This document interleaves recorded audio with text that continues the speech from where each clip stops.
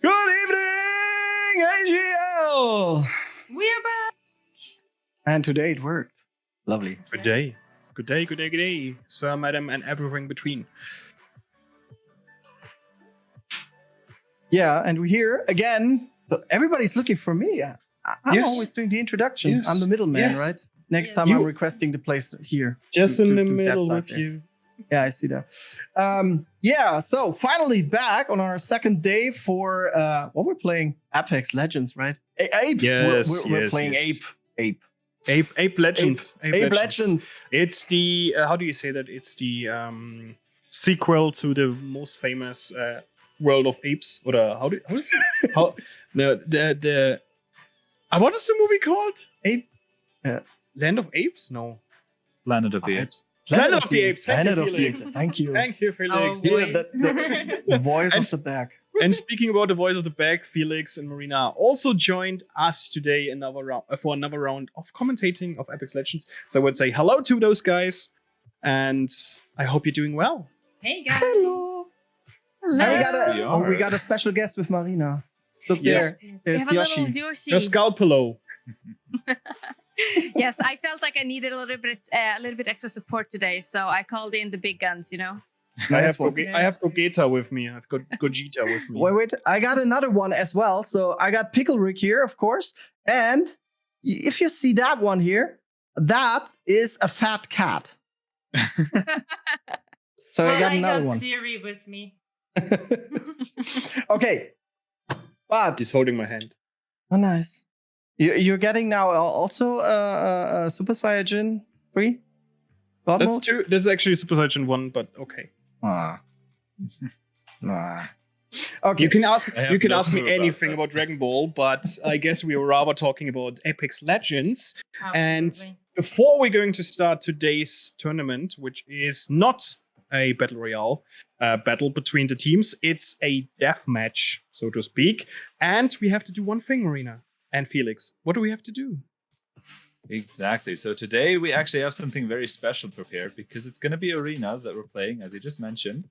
And last time, which was yesterday, I wanted to say last week, but it's actually just yesterday, 8 teams managed to secure themselves a spot in the grand finale today, this top 8 tournament. But now the question, of course, that remains is, how do we get them? How do we actually find out who plays against who in this match, in this entire tournament? How do we start it up? And the best point we have is a magical hat today. That one again. Not the same one as last year, but it is actually a hat this time. And this hat is responsible for finding out which, well, opponents we're going to have in a moment. And we have to hurry up because Harry Potter already called they want a hat back. Yeah, and René, I think we need some drum noises. No, geez. No, drum. Okay, I like those. So I think let's Who just get is right the into it. one? So we're going to start with the first matchup. I'm going to always shake it a bit. I'm going to not take a look. I'm going to shake it even more. I don't Shake want it to up. cheat. Shake it big. I can't shake it too much, else half of them are going to lose. I'm just going to go out. But first one's right here. Let's see, who's going to be the first team to have to play? It's going to be Team T-Rex. The first team that actually plays. But the question is, who's their opponent? Once again, we still have a lot of people left here. René. And at the end of the day, everyone will get drawn. And I have a second one. And it is. Who is it? Well, I'm not sure if it's going to be a party for them, but it's a German word for it for sure. Team Festgarten will have to play against T-Rex. Very important match for them because they are currently the very bottom of our overall leaderboard. They need those points desperately. So let's see if they can actually get to it. No pressure on them. No pressure. Exactly.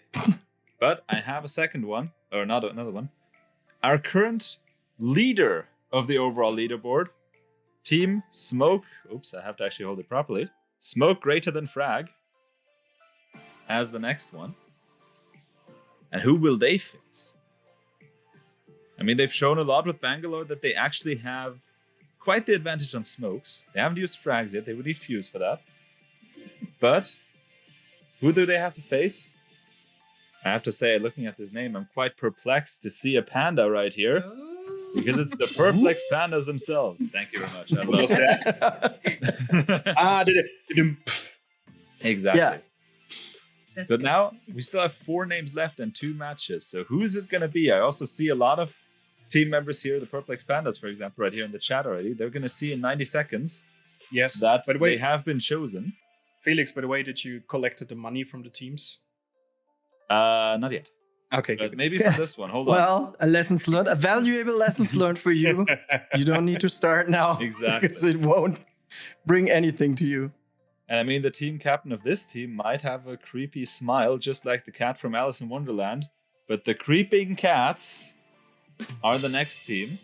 So whenever you come with that or another flat joke, the drum will then go on. prepare 3 more drums. Prepare 3 of them because we still have 3 teams here. You seriously prepared for each of them a flat joke? It says last year. I'm just going to make them up. Next year, guys. Next year we will have a contest for dad jokes. And I mean, Count me out. No. Good humor.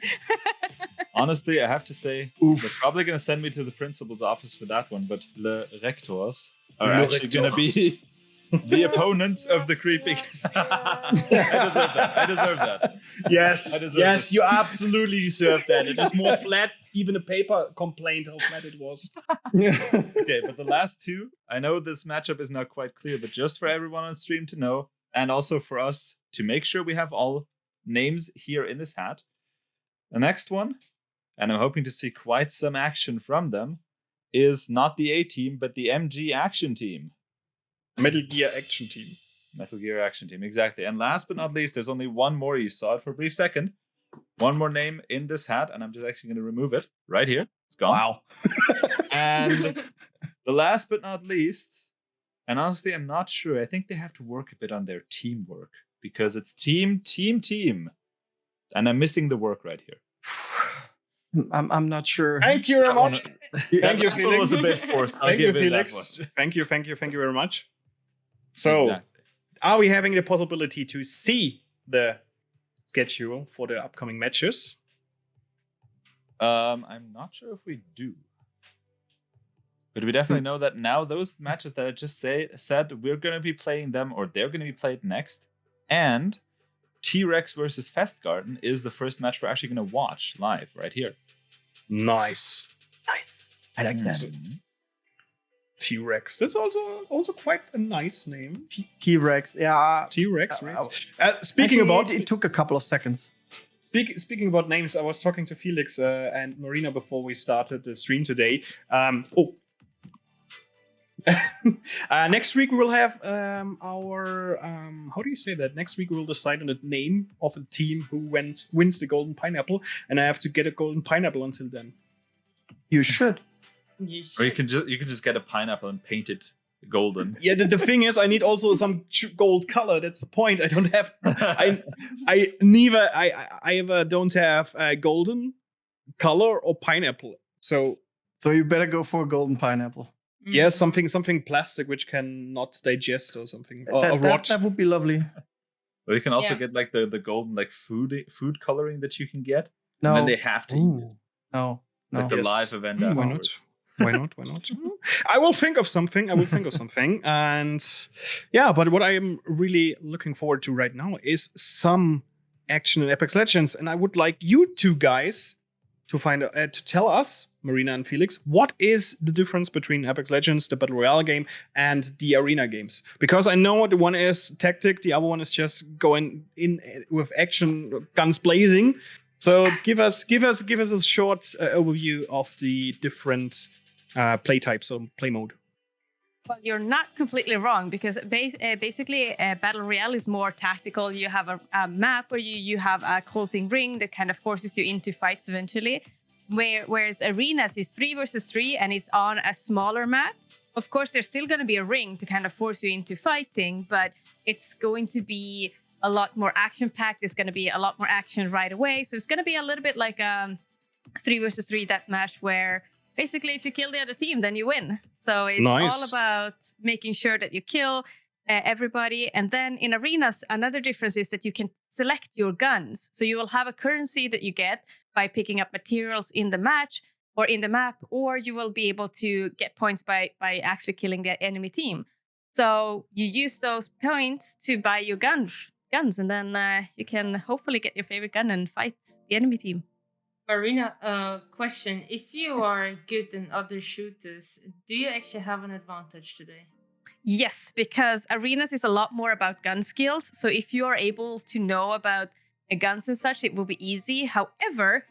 However, when it comes to Apex, every weapon has a different recoil patterns. So if you don't know them, then that could actually be a disadvantage, unless you know some tricks where you can actually reduce the recoil, which I'm not gonna reveal here. I would rather compare it to Call of Duty than Counter-Strike, because I think Kate was thinking about Counter-Strike in this regards. Because it feels to me like Call of Duty and Titanfall and Apex Legends, of course, are more like guns blazing and running in a very fast pace. So I think if somebody likes to play Call of Duty, it might be some advantage for them. By the way, I just heard we can start the lobby. Players are ready. So Exactly. Then- does it mean we can switch over already, or they're still trying to gather themselves? Because then I would just say we go over. Do you know the song of Will Smith? Which Call one? on. He has a lot of them. Switch. That was Okay, bad. okay, Wait, give me no, the cricket. Give me the cricket. Give me the cricket. Hey, Florian, do you know the game console?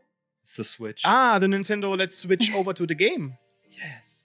No, I'm sorry. I think two people found each other, René.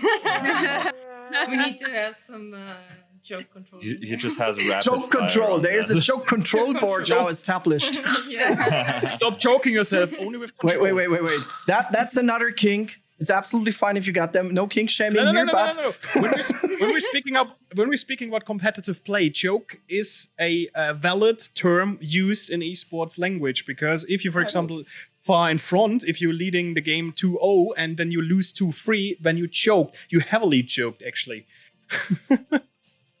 This is going the wrong. this is Felix. we were No, going into this- word association this stuff is- that this is is a not going valid to end term. good. Especially if René is here. And I'm This is a here. valid term, guys. I'm a Except when professional, we believe both are me. here. Oh, you're I'm a professional. You have to believe me. Yeah, I see. I even brought a Might pen. we just switch over to the game Yes, before we please get switch, into more switch. professional stuff? Oh, it's a buy period already. Okay, Felix, Marina, take it away. Wow. Yes, my name seems to be quite hard to pronounce. But currently we're waiting for the teams to get ready. This is the period in this game where they actually get to select their guns. We can see, for example, we do have a fuse, Felix.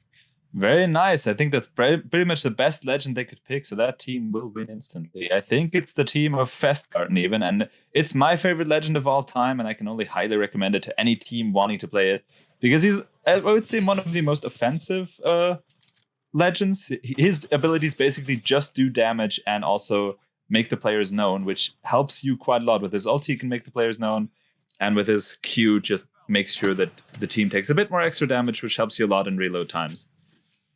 Yes, we can also see that both of the teams has quite a lot of characters, which is quite offensive themselves. There are, we do have a Gibby or Gibraltar in one of the teams, which is a little bit more of a defensive legend. But other than that, they seem to be going a lot on, for example, ensuring that they have all of the health that they need with the lifeline, and they have a lot of firepower on their teams, which is actually quite good in this match as well, because we're going to go into fighting quite quickly. And we can see that both of the teams are quite slow with pushing in, and they're playing quite safe. I'm assuming that they're just afraid of getting down, because in this mode, if you get down, it's going to be a lot more difficult to actually rest someone. Whereas actually Lifeline comes in and help, because she has a revive where she doesn't need to stand near them. Yes, exactly. And we see both teams taking their time to make sure they actually wait out some ring closing times, something I haven't seen a lot in arenas so far.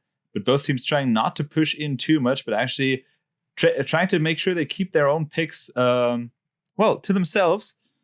While we also see here the team of T-Rex actually staying a bit outside the ring and making sure they get some chip damage off the side. Now getting a lot on Craft Raleigh right here.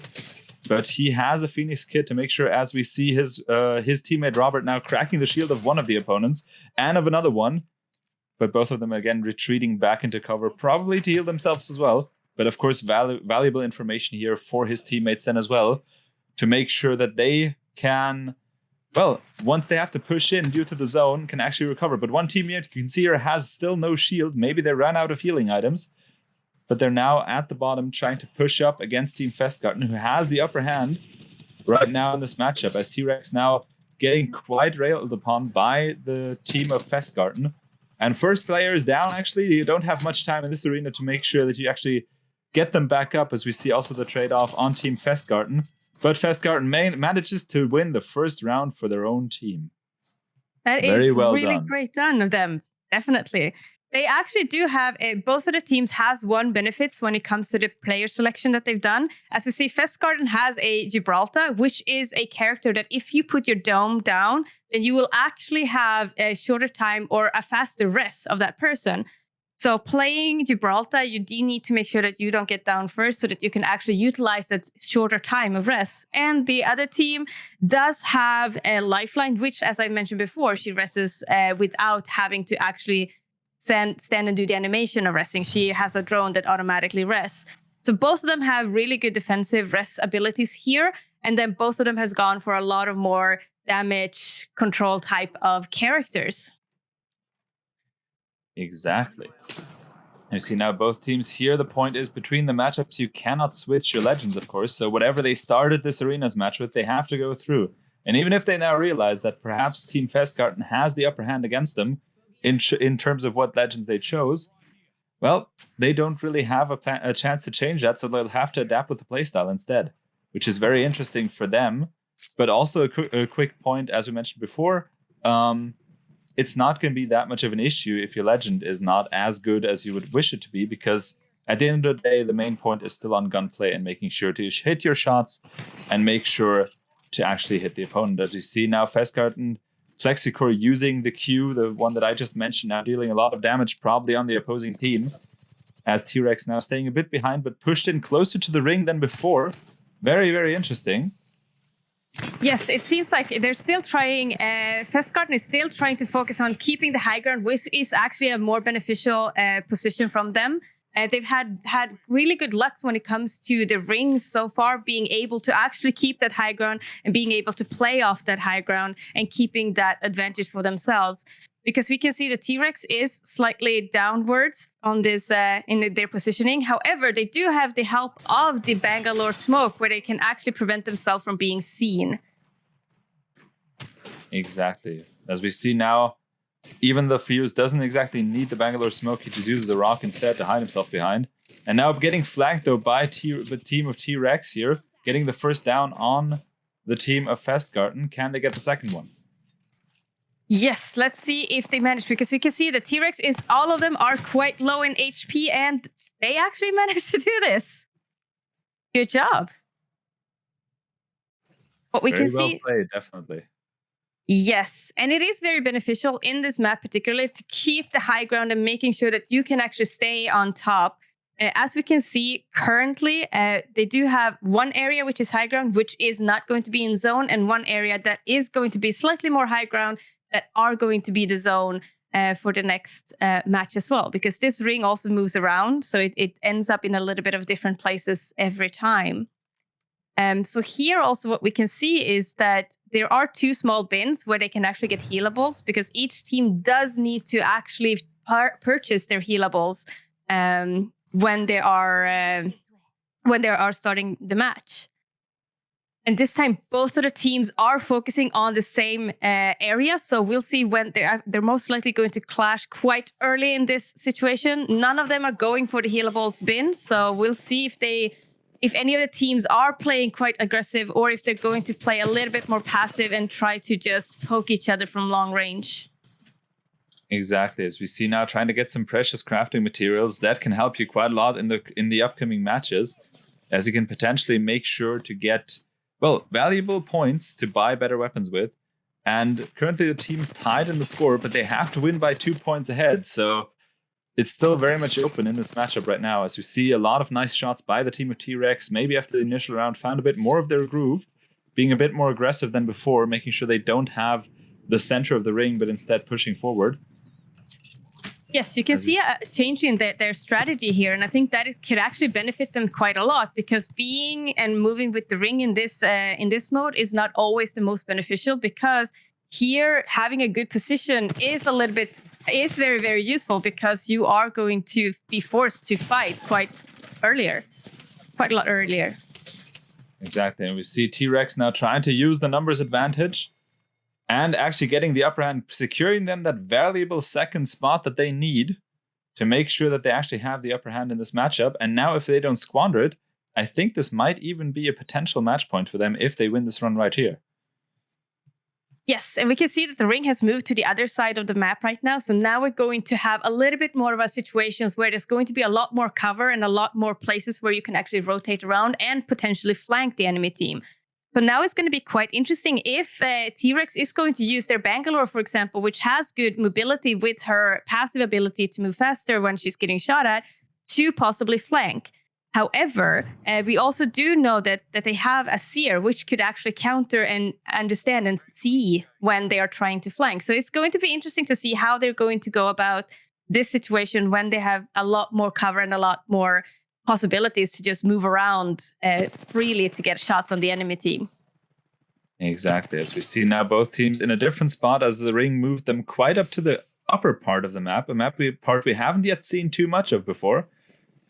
But both teams trying to stick a bit behind. As you can see, the shield also increases as time goes on in this matchup to make sure that you actually have, you have purple shields right now, and then later on I think you'll even upgrade more. But for the time being, we see both teams now trying to take a bit more of a cautious approach right here. As right now, T-Rex trying to get the upper hand once again, making sure they actually, I think they already depleted the shield of one of the opposing team members, but still not pushing in, trying to make sure that they save themselves as well, because any push could also cost them a valuable team member, leaving them down by one team member. And even though the gunplay is a lot more important here, that still doesn't change the aspect of the numbers advantage that we talked about before. Definitely. Yes. Also what we see here, the Bangalore now trying to make sure, never mind, it was the Valkyrie trying to block off the path so nobody goes through with her Q, making sure that actually, if you wanted to go through that right now, you take a lot of damage, as we see Focus trying to push a bit on the opposing team members, but now actually retreating again, healing up his shield battery, noticing that there's two there instead of one. But we can see definitely all team members of T-Rex very split up, could be a good advantage on this point, as they know where Festgarten has to come from for the time being, unless of course they rotate and come from the left. But I think so far they still have the advantage. As you can see, Ryo here marking the team members, making sure that marking the spot of the enemies to his teammates, making sure that they understand they're still not gone. They're still trying to push through here. As we also heard in the background, the mother load, which is the ulti of Fuse, but sadly not hitting anybody. As we see FlexCore the Fuse being downed here by the Bangalore and now being healed up again. As, of course, the team of T-Rex tries to keep pressure on. They don't want to get let them get the revive right now. As also we see a lot of Arcsars being used. And here the second one down, and T-Rex is the champion of this matchup, securing them a spot in round 2 of the winner's bracket. Whereas in the loser's bracket, we see Festgarten against whoever loses in match number 2. So very close match, very intense, but very well played by both teams. And yeah, with that, I'm excited to see how it's going to go in the future. Yes, that was actually quite interesting to see how they were adapting their playstyle, trying to be a little bit more aggressive. T-Rex if you compare the first match to the other couple of matches where they were actually really passive and playing outside the ring, to focusing a lot more, being a little bit more aggressive towards the end, which I think actually benefit them a lot. And I think that's also where the very short amount of matches that we see in arenas can actually come into play, because if you don't have enough time to actually readapt to that strategy, so as you saw T-Rex, as you mentioned, early on figuring out what they did wrong, adapting their strategy, and coming back with, I think, 3 wins in a row, which was very, very good. And in return, Festgarten didn't quite have the chance to turn that one around again on themselves, and therefore, unfortunately, not getting a return, but fortunate for T-Rex to move on in the winner's bracket. But it's double elimination, so nothing is lost for either team yet. So let's see if Festgarten makes a return, or otherwise, how it's going to continue. I'm excited for it. Super interesting for people who are not following the Battle Royale, or were not able to follow Battle Royale mode yesterday. Now it's my territorium again. I can follow this stuff. But That is good. is that considered now a close match, or is that because for me, as someone who's being entertained but not actively playing Apex? Yes. So basically, what we saw was a complete match between 2 of the teams, and they actually managed to win with 2 wins over 1. That I saw, but even though each of the round was very closely won, right? It was just not that super big advantage like we see in the previous ones. That was what I meant. Oh yes, absolutely. So it is a lot more. It is going to be a lot more close, and it's going to be a lot more not reliant on luck, meaning that both of the teams can actually use a lot of their skills instead of just having luck and landing on a place and grab whatever gun you can find. But now they can actually pick the guns that they like, that they can utilize, and that they actually can master and win because of those advantages. Absolutely. Super awesome. It's super awesome to see all these people competing against each other, regardless if it's Battle Royale or is it Arena.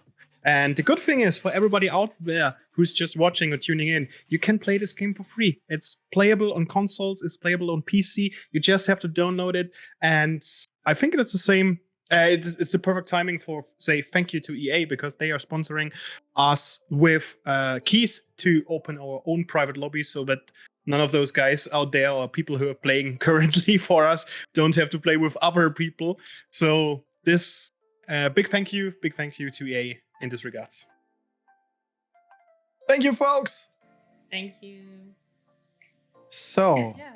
But Marina, who are our next teams actually? exactly. Yes, let's have a look at the bracket. I'm sorry, I'm currently also working on trying to set up a match at a parallel. So currently having a little bit of a hard time focusing. So Felix, could you probably help me out here? Exactly. So the matches of Smoke Rita and Frag versus Perplex Pandas, Creeping Cats versus the Rectors, and MG Action Team versus Team are still underway. There's been some minor technical difficulties, unfortunately, but judging as how fast those matches went, I think we can expect the next opponent soon. And I think we can actually look at the bracket right now from what it is right now. Yes. So you can see T-Rex moving on into the next match as Festgarten moves into the lower bracket. And luckily tonight we have a very small bracket with only 8 teams, so you can actually see all of it in one nice overview. And as I said, the teams of round 1 are still in progress. They're going to be continuing soon, and we will watch match number 8. So whoever wins from Creeping Cats versus the Rectors against whoever wins from MG Action Team versus Team. That's our next match that we plan to watch. So I think probably with that, might be an idea to go for a small break, maybe a small ad, and then to come back once we have the match ready.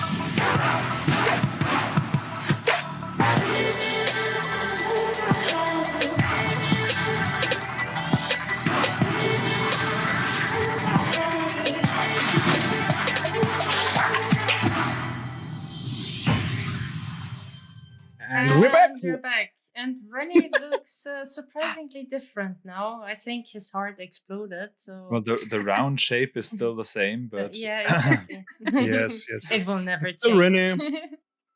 Actually, we So, should have René- just not mentioned it. We just should never mention it and speak like him. He's still there. Awfully silent. Well, something interesting in the meantime during our break happened. In the bracket, team got moved to the lower bracket together with the Lee Rectors and Festgarten, Smokes, and Greater Than Frags. So they're currently, playing against each other, trying to win the lower bracket.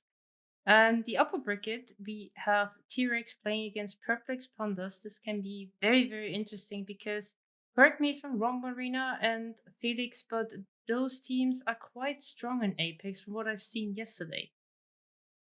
Yes, you are correct. They have been doing a lot of really good things during the first day, and they've actually been quite. I'd say been quite impressive, but I also have to say that a lot of teams has been doing a really good performance because a lot of our matches we did have a lot of different winners. So there has been only a few teams that has been gaining a lot of points, high points based on their placement and their kills. Meanwhile, a lot of the teams has actually done really good overall, I have to say. What do you think, Felix? Yeah, I think the same. I think T-Rex is the only team that actually won 2 matches in a row, I think. Or not in a row, but actually won 2 of the Battle Royales in total. So I think seeing them in the second round is not that much of a surprise. However, a big surprise to me is the Creeping Cats there, because in the last 2 tournament days, or not tournament days, but overall tournaments with CS and Rocket League, they actually were a bit behind. But it's interesting to see them now here, as we can actually go live into said match and watch them play along, which is going to be quite interesting. So we see a new team member for the Arenas Day with A Priori also in the chat. I saw him before.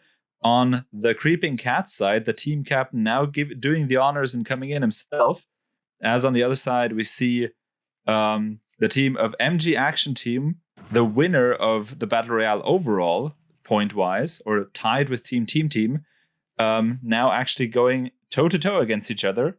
And let's see if the incredible knowledge that A Priori has from CS will help him against this team.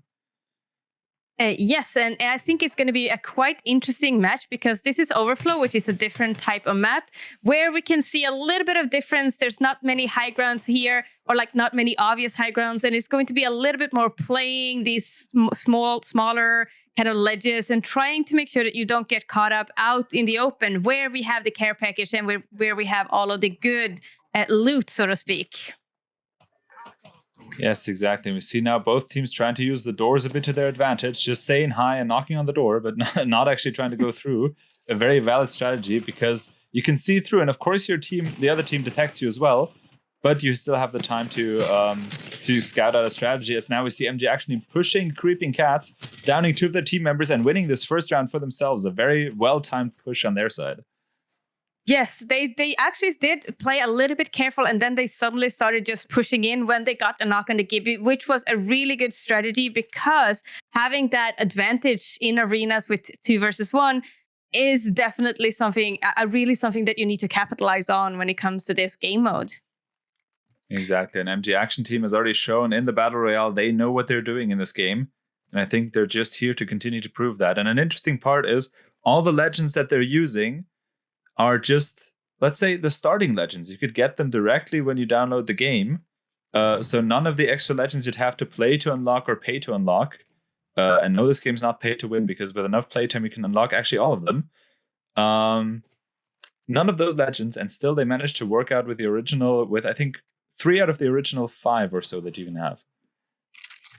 Yes, exactly. And actually, a lot of the original characters are very valuable still. A lot of these legends are being used quite highly. There are a few that has gotten fallen off a little bit from the rosters when it comes to, or the meta when it comes to the pro play. However, a lot of them are still very valuable because of their abilities that they have. Exactly. And I think now we see a lot of firefights happening on the side. MG Action Team also trying to be a bit more sneaky, as we see one of their teammates trying to go for one of the pills to hopefully get some more healing items. As here, Barney of the Creeping Cats also trying to make sure they're not really engaging both of those teams. They realized the first round that this didn't go well, and now both teams are retreating a bit in this very moment. Yes, and they seem to be playing a little bit more careful, but none of them actually has any picks yet. So playing a little bit careful and trying not to take as much damage or take as little damage as possible, I think is actually quite good, because eventually they are going to have to clash and they are going to have limited amount of resources when it comes to healables and such. So they do need to play a little bit careful. They do need to make sure that they don't take too much damage in the beginning, and they need to make sure that they actually manage to flank and damage the other team, just like we see here. Currently, they managed to get a pick, and now they are taking the advantage and just pushing in and being quite aggressive, which is going to give them the win of this round as well. Yes, and I think that might be a deciding factor also for the overall outcome of this matchup, because so far, I think when it came down to the head-to-head, let's put it this way, when they actually tried to engage each other, MG Action Team always had the upper hand by quite a bit. So well-coordinated attacks, well-coordinated plays by both teams, but MG Action Team showing why they won the Battle Royale right here. Yes, and one strat, I don't know if you guys actually caught up on this, but they actually, MG Action Team sent out the lifeline to pick up the care package or the small little pills that we have on this map. She does, one of her passive is she gets extra healables from these packages. So sending her out on a sole mission to go and grab those and then come back with those and share it to the team actually gave them the opportunity and the advantage of having more healables than the enemy team had. And I think they also hit a lot more of their shots, making sure the other ones had to use their healing items more and more and more as time went on. So it's very important to play this carefully, as we see now the team of Creeping Cats trying to keep the center of where the zone is going to be. But again, MG Action Team wasting little time to try and go after them, as they now know where all of those players are. And of course, trying to make sure that they now use that to their advantage, smoking them even out and getting nice shots on. But a very well-placed ultimate by, I think, Bangalore right here, taking out very, very many shields of the team MG Action Team, and even taking down 2 team members in total. Yes, so by pushing in now, they are Creeping Cats are going to have an advantage over MG Action Team, because you see the Bloodhound is very low. He had to be forced to use his ultimate, which you only can buy every other round as well. So him having to use that one to just get away was a huge win for Creeping Cats. Exactly, and maybe a turn in a turn in the tide. That's what I wanted to say. As I have an interesting misspeaker right here. But very interesting to see the Creeping Cats wasting little time after they noticed the ultimate actually took down both of those opposing team members to try and run after the third player, wasting little time to make sure they don't heal up and come back, and trying to use the numbers advantage as much as possible. Yes, and both of these teams seem to know about the strat that when they have a down person, they need to push in and be quite aggressive. Because I've seen as soon as any of these teams does that, they are just rushing and they're pressing the W key, which I think is a really good idea. And they've been able to, all of the times where they've gotten a down person and they've done this strat, they have actually managed to win that round. So I think both of them knows that this is something very, very important to do in arenas. Yes, very much. And we see definitely now the ring again on the side where MG Action Team felt more comfortable so far. And we see immediately the shields cracked on both the Lifeline and the Jibby right here. But Creeping Cats trying to hold the door down, opening it just a bit for getting a priori downed by our pirate here. As MG Action Team, though, taking quite some hits, but a very careful, or not careful, but a very, very risky play to jump in all by himself, but surprising them entirely and taking the win home for MG Action Team. Very well done. Yes, very well played. I think that they did a really good job with making sure that they are capitalizing on their knocks. They're capitalizing on when they actually crack shields, and just making sure that they're pumped the enemy teams with a lot of damage to make sure that they're keeping the upper hand in this match. I think that was really well played by MG Action Team, actually. Definitely. What do you guys think of what you've just seen here? You're muted. Fiilou is on mute. He doesn't have an He lost his yet. voice from all the. I lost my words. I just wanted to say I'm super approving of this kind of game because it's so amazing to see these teams stepping it up, and they have to because they want to reach the finals, and it's super amazing to see those guys playing their hearts out. And yeah, it's just pure fun to watch it. And with your commentary on my ears, I'm just done. We're melting away here, right? No, but you're making it very exciting and interesting. But with these strong teams that we have here and are actually able to watch, who do you think, I can't resist to ask this question, who do you think has really strong potential to reach the finals? Currently, what we're seeing is MG Action Team knows how to capitalize on their advantages that they have. I think that they will definitely get quite far. They do absolutely have a really good chance of winning.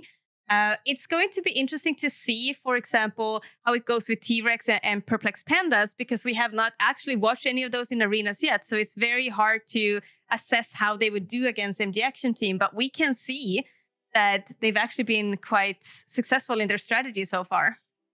And we have seen T-Rex so far in the first matchup. They definitely show that they're well placed. I think it was a third place in Battle Royale. Definitely was well deserved, and they can back it up in arenas as well.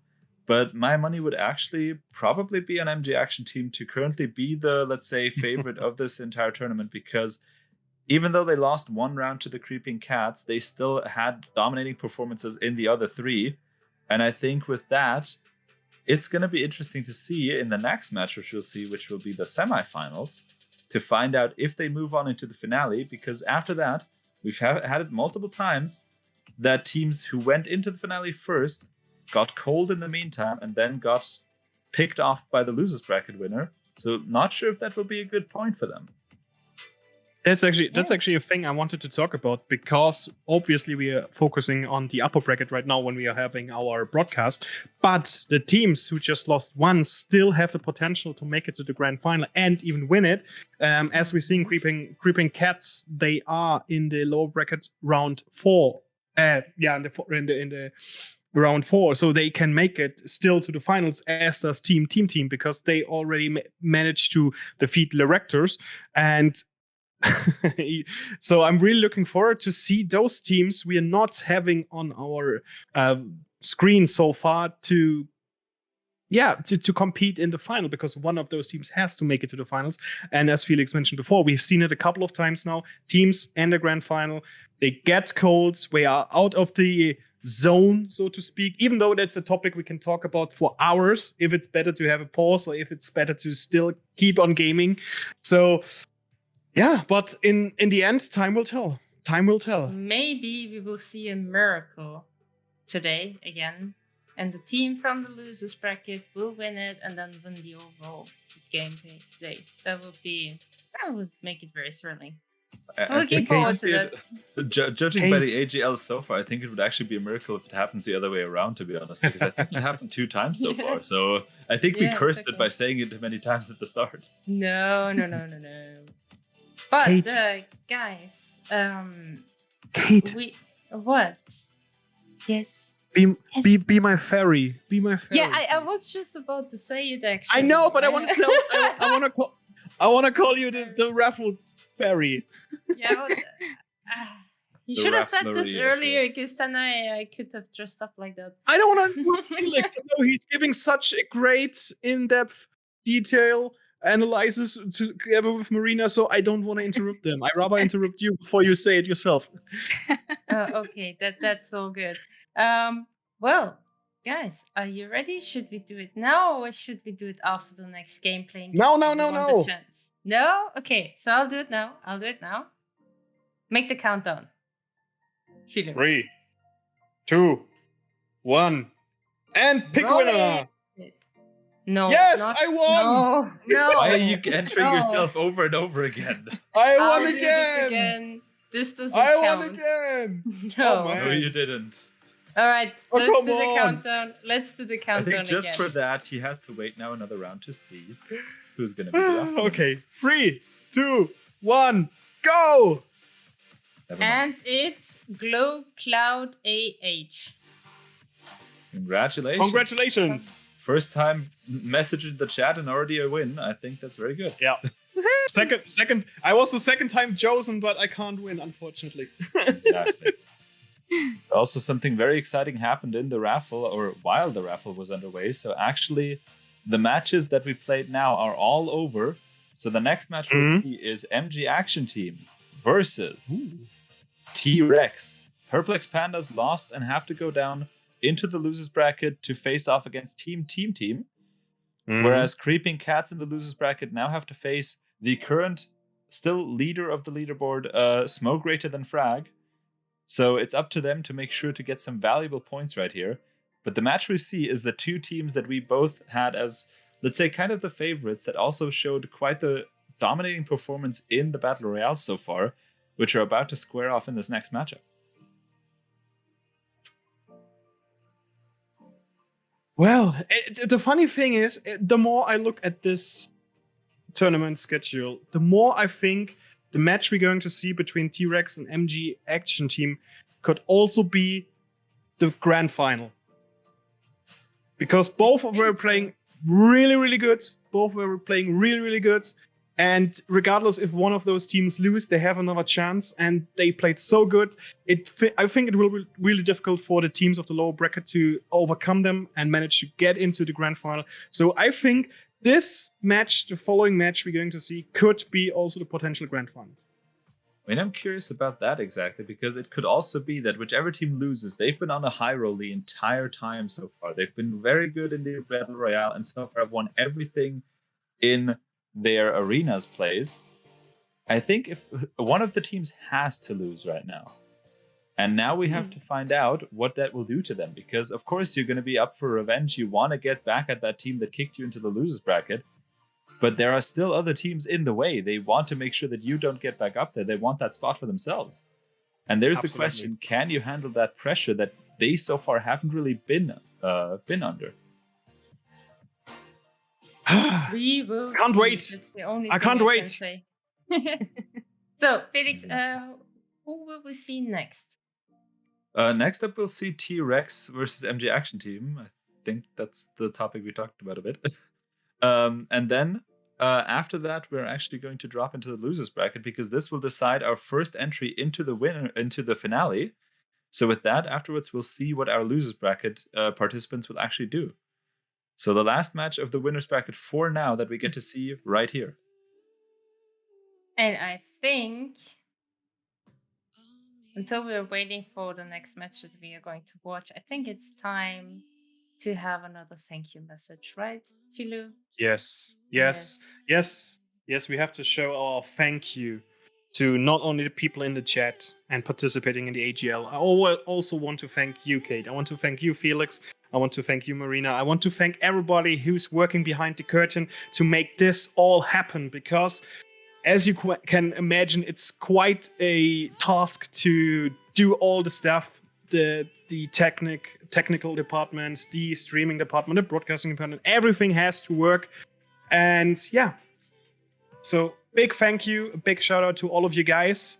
And then we also have to thank our sponsors, because we have a couple of sponsors this year, and one of those you will see in a couple of seconds. Yes, so big thank you to Rocket again, who is sponsoring the prizes, gaming peripherals such as very great keyboard, mice, and gaming keyboards, mice, and headsets. Also, big thanks to Good Game Global for the entire production. And I think last but not least, a quick thank you I also wanted to mention, because I think we haven't said this enough, is a thank you also to Florian for being here. He's always the one who starts the thank you message, and humbly not mentioning himself, of course. So I think that someone has to do this in this moment. No. Next to me, the only one who actually is the entire time on stream. So yeah, thank you for that. And of course, next to René and Kate. Yeah, I consider myself part of the crew. Part of ship, part of the crew. So I could include myself. So, but thank you very much. I really appreciate it. And now let's jump into the game. Marina, Felix, take it away. Yes, we are on another new map, actually, which is actually really exciting, because we are trying to have a lot of different maps, and all of these maps have something unique.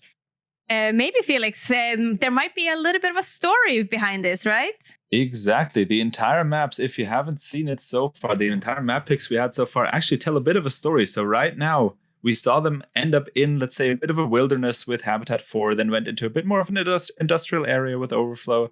And now they're climbing in drop-off the tower to the top. They're inside this tower right here for the grand party, which the loser bracket team is trying to go crash on Party Crasher in the finale. And this is the entire story we're putting over the entire map pick for the AGL Apex Arenas tournament right here. So the maps haven't been chosen at random, but actually with a plan behind it.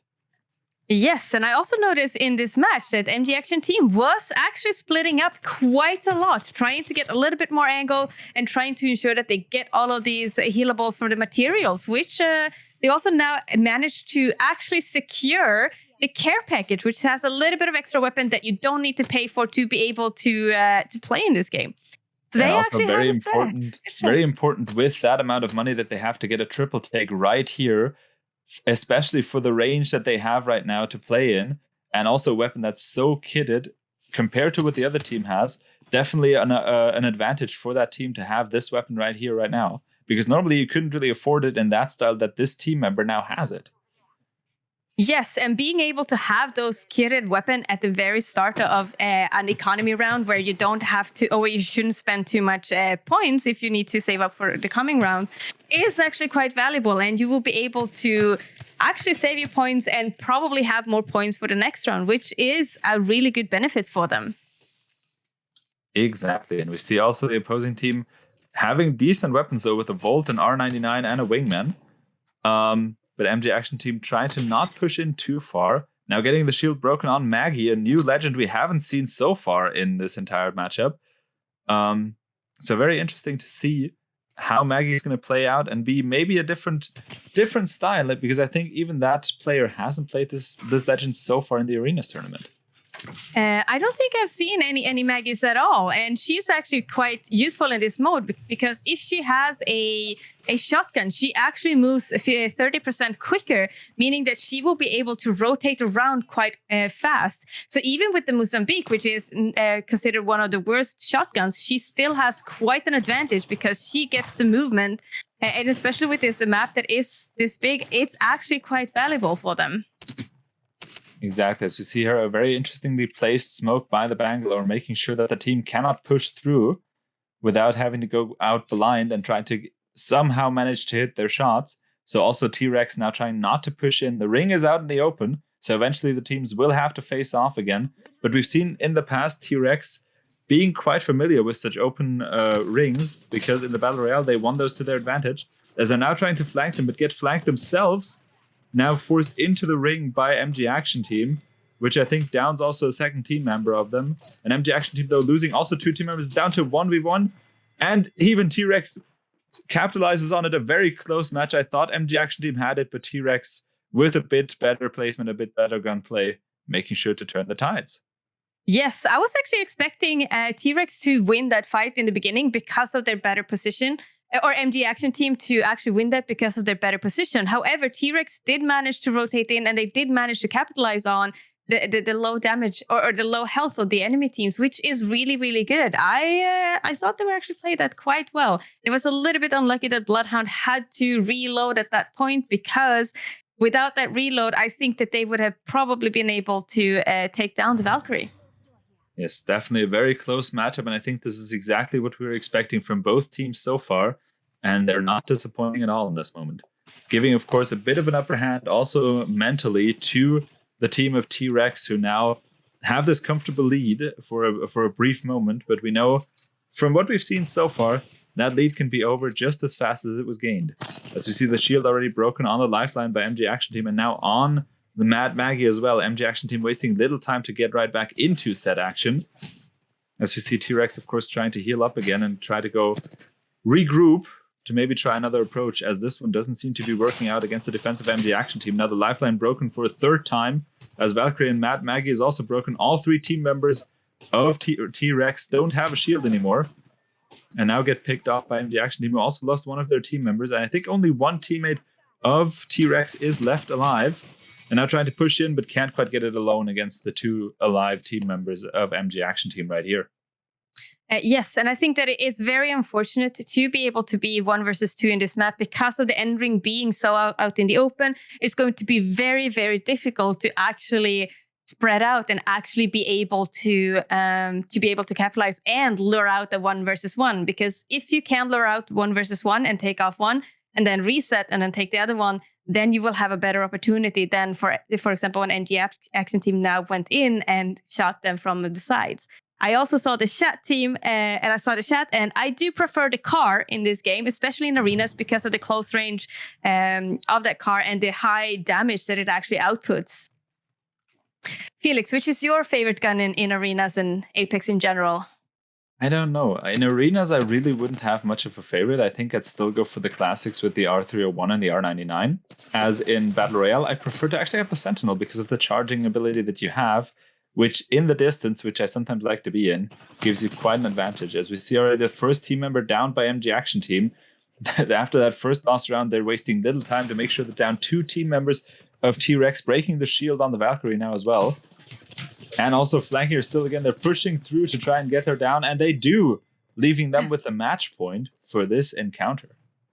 Yes, and it was really hard because when it comes, T-Rex unfortunately got the Maggie out in the open. She managed to get flanked by 2 team members of MG Action Team, meaning that she took a lot of damage quite quickly, and she were not able to safely heal up to be able to be in the fight. So unfortunately, she got down quite early, and MG Action Team has proven once again that they are capitalizing on their down people when they see that opportunity. So I think that they're playing very well with pushing in and being aggressive at the time where they need to be aggressive. Exactly. And we see now MG Action Team with the match point as mentioned. So let's see if they can actually bring this one home for themselves. This is still a best of 1 and the second to last best of 1 we're going to watch tonight here actually. So it's very exciting to see if they can bring this home right now. They do have the opportunity right here. As we see the first encounters between MG Action Team trying to go for the Arcstar, but getting his shield broken in return, but that's not an issue because the team's not pushing yet. As we see once again the Lifeline going a bit out of their way to get precious healing items for his team or her team. Very important for that team to maybe even win this round right here if they can make it back in time.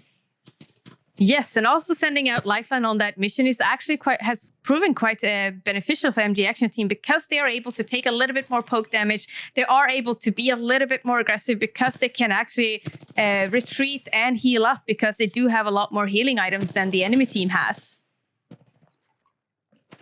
MG Action Team now trying to push through that door, getting quite a bit of damage though as they try to push the opposing team using the sight of Bloodhound to make sure to understand where all 3 team members are and getting the shield break now on the Maggie while also trying to make sure to, well, still remain in their own quarter right here because they have the ring, they have the upper hand for the moment.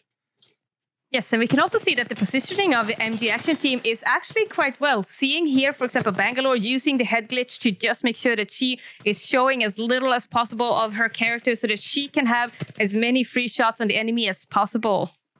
And we see Maggie already down. Now the shield crack on the Lifeline who's trying to resurrect the Maggie, but actually can't quite get it as now the Lifeline's also downed. And that is the deciding factor for MG Action Team, giving them the first spot in the finale as T-Rex moves on into the losers bracket.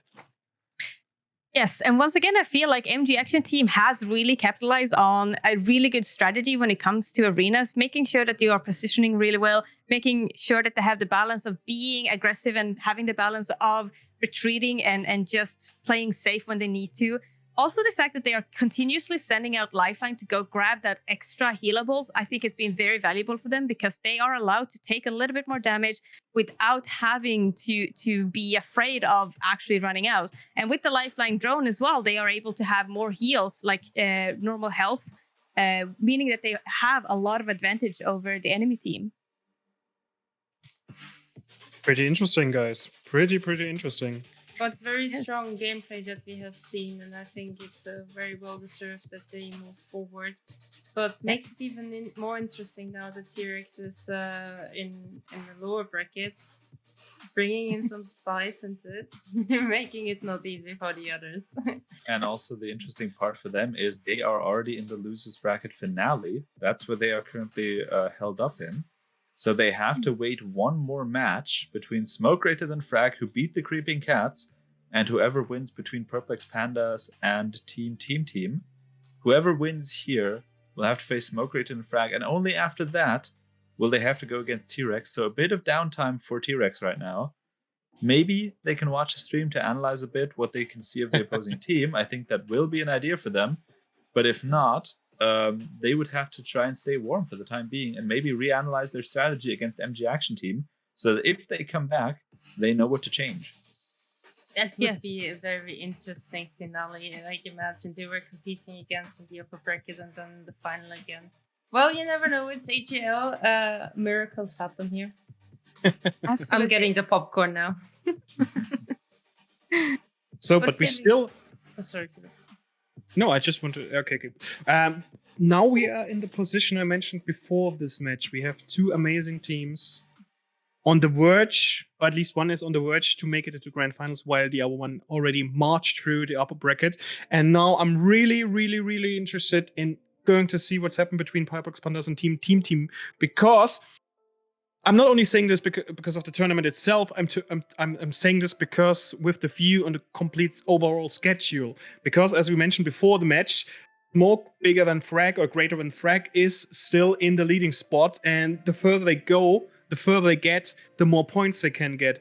And so, as a neutral observer, I'd rather see them lose against the team or Perplex Pandas, especially when it comes to the overall standings. But for them, I guess it would be nice for them if they make it to third place or second or even first place. So, yeah,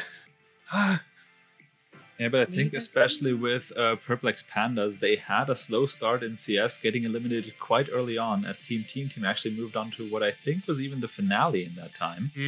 And now Perplex Pandas with Rocket League making quite the return, and now again in Apex being rather strong. It's those are some very important points that they're gathering overall, perhaps putting them in a spot that they can even challenge Smoke Greater Than Frag for that win of the overall bracket. If they have enough players for League of Legends, and judging by, for example, Taeyun, which is a name I remember from last year's AGL, he knows League of Legends. He's aware of this game and he's played it before. So if they go into that, they definitely have the advantage from last year's AGL and also from maybe having some team members that are aware of this game overall. That could be very interesting. The thing is, when we're speaking about League of Legends in this regards, it's, I think, really hard to say if the team has one good player, the team will win, because compared to Apex Legends, to Counter-Strike, and even Rocket League, League of Legends is the most team-based or team-heaviest game. If you can't win it alone, you have to win it in a team. And if you have one awesome player and four, I say, mediocre players, and you have a team who is a little bit better overall, even the best player in the world, like Faker, could not carry four players if they are very, very bad. But when it comes to next week, I don't want to make any prediction because this is lays in another head. But right now, I want to see Smoke Greater Than Frag not winning, just for the sake of let it be more exciting when it comes to the overall standings. sorry, fans in the chat.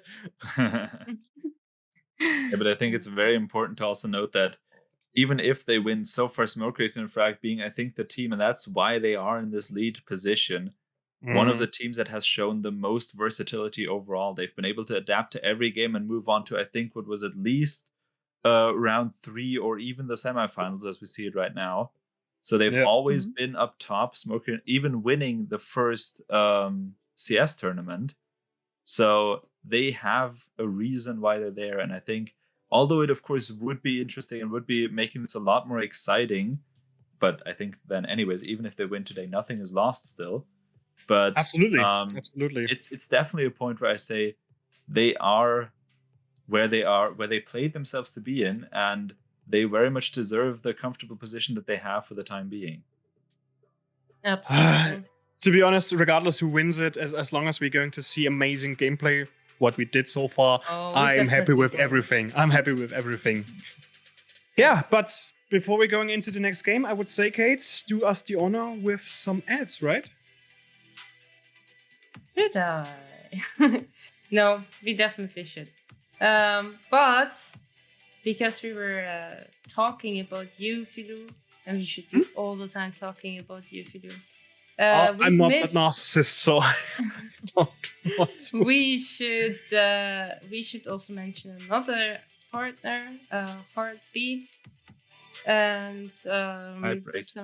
Hybrid. And I'll never have to take ever over get René's that right. place for saying this. Hybrid. I'm very sorry, Hybrid, for making it possible that we can see René's heart to make sure that he's alive right now. I think. We think. We can't really tell. We can't really tell. But thank you to all the partners and also, of course, Rocket. And we'll be back right after an ad.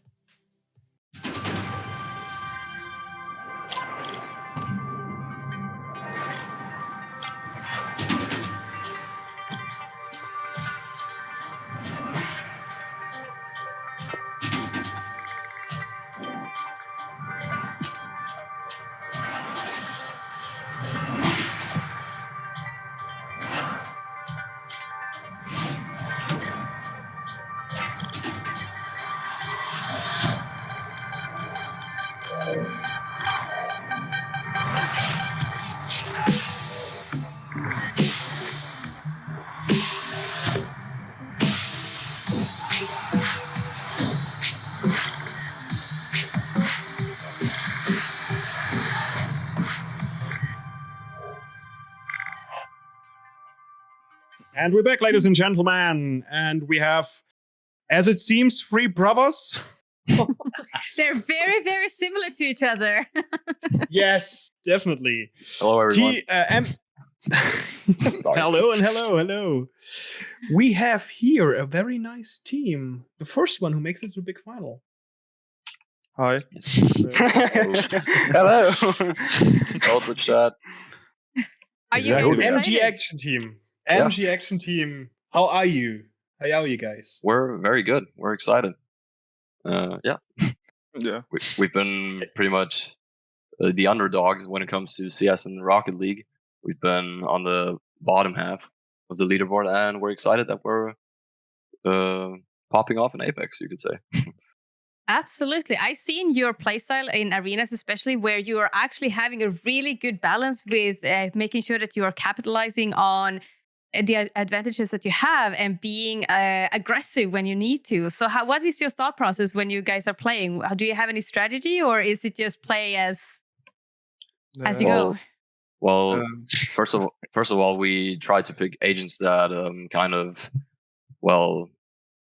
are in addition to each other. Like we had Fuse and Bloodhound, which means when I have my ult, I can see through smokes with my vision.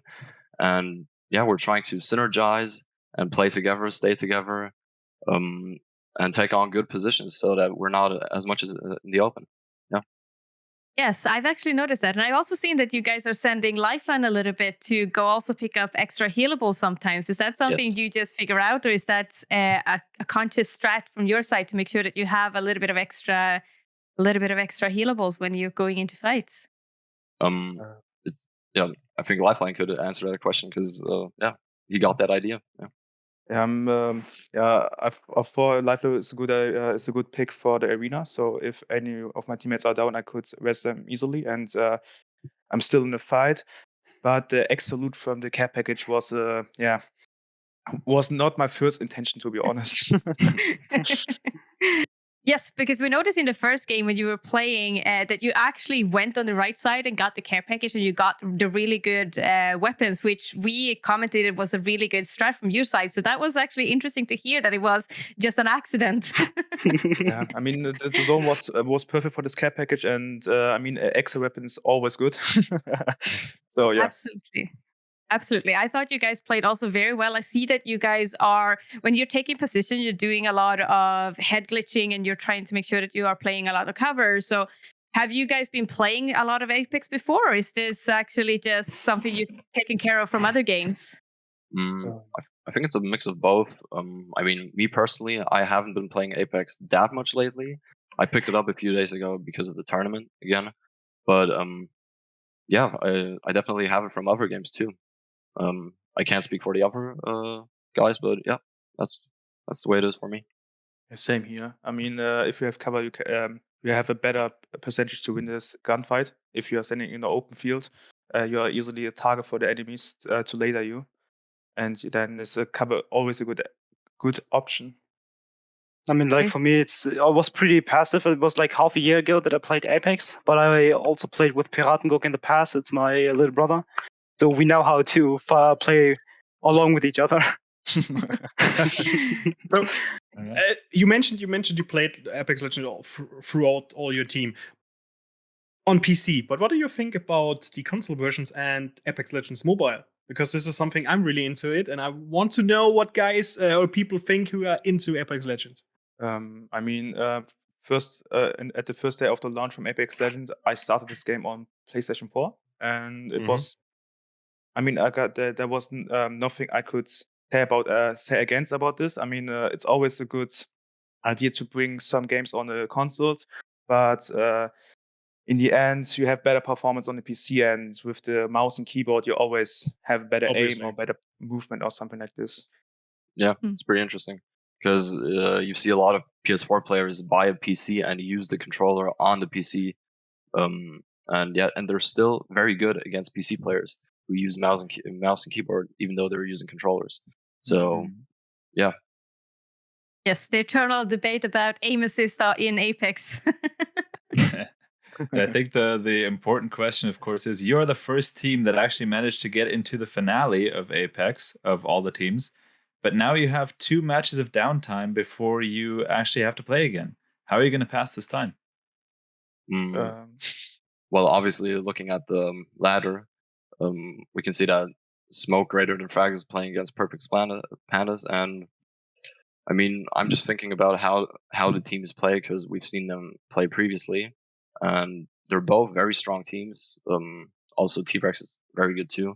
That one round we got ulted. I'm not sure if it was stream, but our entire team got wiped out by one Gibraltar ult, so that was very interesting. Yeah, but we're basically looking at the other teams, the way they play, and how we can perform against that. Yeah. Yes, that match was actually streamed as well, and I think that was the only match that the only round that you actually did not win. So you guys have been really strong in this tournament so far, and I'm very impressed with your performance. Thank you. Thank you. I mean, the last one against the T-Rex, we lost the first round too, I guess. I won out of zone because the enemy was resing, and that wasn't a good idea, to be honest. Yeah, we greeted a bit. Yeah, a little bit. Yes, unfortunately, in arenas, the zone does do a lot of damage to you, even from the very start. So it is very hard, or it's very important to not be too greedy. Yeah, yes, definitely. Yeah. Yes. Are you guys planning to play more passive, or are you going to be a little bit more aggressive in the coming matches, or is this something that we will just have to wait and see? I guess wait and see. Yeah.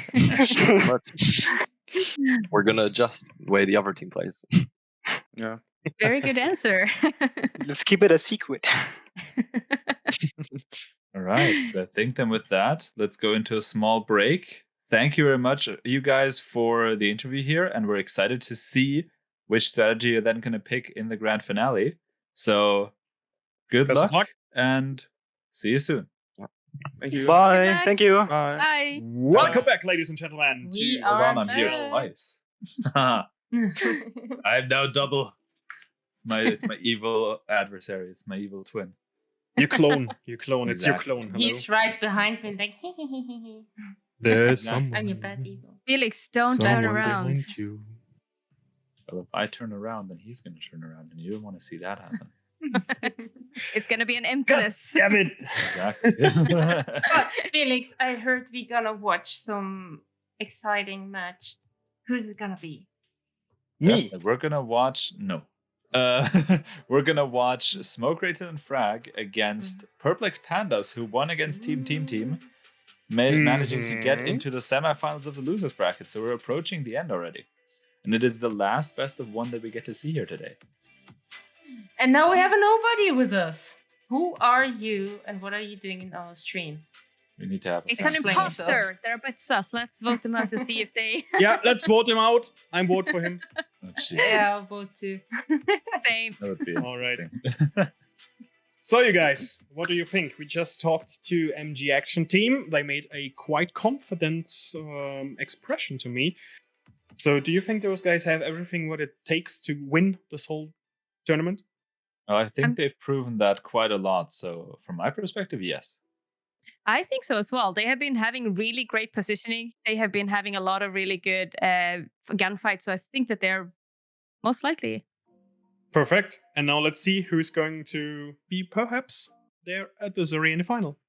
Exactly. We're back. As the story continues, we said we're going to draw a story with the maps we're doing. So we're going one step back. Whoever lost in the winners bracket had to play an extra map, which is called Phase Runner, to make their way back and then follow through the exact footsteps. So the losers bracket is exactly the same maps as the winner bracket, but once with one extra map to have them pushed to the side. So the Party Crasher map is only for the finale, and now those two teams, Perplex Pandas and Smoke Rated and Frag, are trying to get to drop off to then climb the tower that MG Action Team has just climbed and crash their party that they're having on top. Yes, and we can see the Perplex Panda is actually being quite aggressive with their Pathfinder, making sure that they are getting the extra healables and making sure that they also get a lot of the materials that they need to be able to buy more guns next weekend. Next round.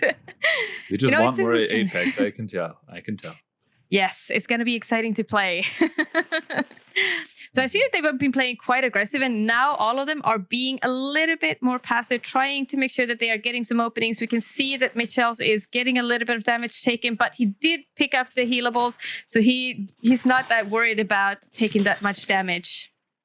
Thus trading his shield for the opponent's shield, cracking the opponent's shield while also getting his own shield cracked. But I think the team of Smoke Rated and Frag currently having a bit of an upper hand, as now Perplex Panda seems to be retreating to heal up a little bit and try and regroup. Yes, so we can also see that when it comes to the composition, Perplex Panda versus the other team, I see that Smoke versus Frag. I see that the Smoke versus Frag is focusing a lot on movement and movement abilities. So they have the Pathfinder, they have Wraith, and they have Bangalore, which are all can actually rotate quite quickly if needed. Exactly. And we see the Perplex Pandas now trying to stay a bit behind while also poking every now and then at the opposing team, who are already gatekeeping the ring more or less. But let's see if they actually can push through, because we still have Smoke Rated and Frag with amazing gunplay trying to push them from behind us. You see them a bit split up here on the map, perhaps trying to circle them in and trying to push them from all sides. But let's see if they can actually pull it off. They now know that the Octane up top is actually moving around, and the Bangalore exactly trying to take that opportunity to go for a pick on the Octane, but can't quite get it just yet. Yes, so we can see that the Octane is having two shotguns. They are focusing on trying to get a lot of close range. Oh, they managed to get the race down by having the upper hand on the high Dust ground. is doing not quite so well as well, and Iron is also very far down. That leads to the first win for the Pandas in this matchup. Sorry for interrupting. Yes. Luckily, the Perplex Panda did have the upper hand by having the high ground, was able to shoot down towards the enemies, and were able to actually get a lot of headshots in that sense. And that is why it's so important to ensure that you have high ground in this game, because making sure that you can get those extra headshots is actually very valuable in this game, especially since you will have very little time to go back and heal up. Also, a very interesting aspect, what I just noticed is Perplex Pandas matching up their skins from what it seems like, all having a reddish skin. Ooh. So very interesting that they actually use that to their advantage a bit. I mean, it's just a stylish advantage, but it gives them style points in my mind. Well, don't you know that having a combination, like the same kind of combination of skins, actually gives you a +5 in your stats? Exactly, the stats. Of course, the Apex stats. The stats, yes. The most important stats. Exactly. As we see, Purplex Pandas going for the same strategy again, trying to pick that pill with the Pathfinder. They did get it, but at the cost of the majority of the shield of their Pathfinder. And seeing as Smoke Crit and Frag has one to their advantage as well, maybe they can use that strategy as well to try and next time meet up with Mitch's right there if they try to go for that strategy one more time. Yes, so Smoke versus Frag is keeping the high ground advantage this match compared to the last match. And I think that they also did have really good angles on Perplex Panda so that they were able to actually... Oh, I see that they were actually beaming down the Pathfinder. But Smoke versus Frag is almost getting down as well. Yeah, but they got the upper hand. Perplex Panda's pushing it a bit too fast and therefore getting picked off by Smoke Greater than Frag, tying the score for the time being. Could be that we see the first ever golden rounds that we need to see here, because there is a little bit of an overtime system that exists in arenas, but so far none of the teams had us take this one. Yes, and I just noticed that the combination of the skins, and I think that is very, very interesting. But I think that this match is going to be very, very even, because I see that both teams are working a lot on trying to ensure that they have the crafting materials, trying to make sure that they have the high ground.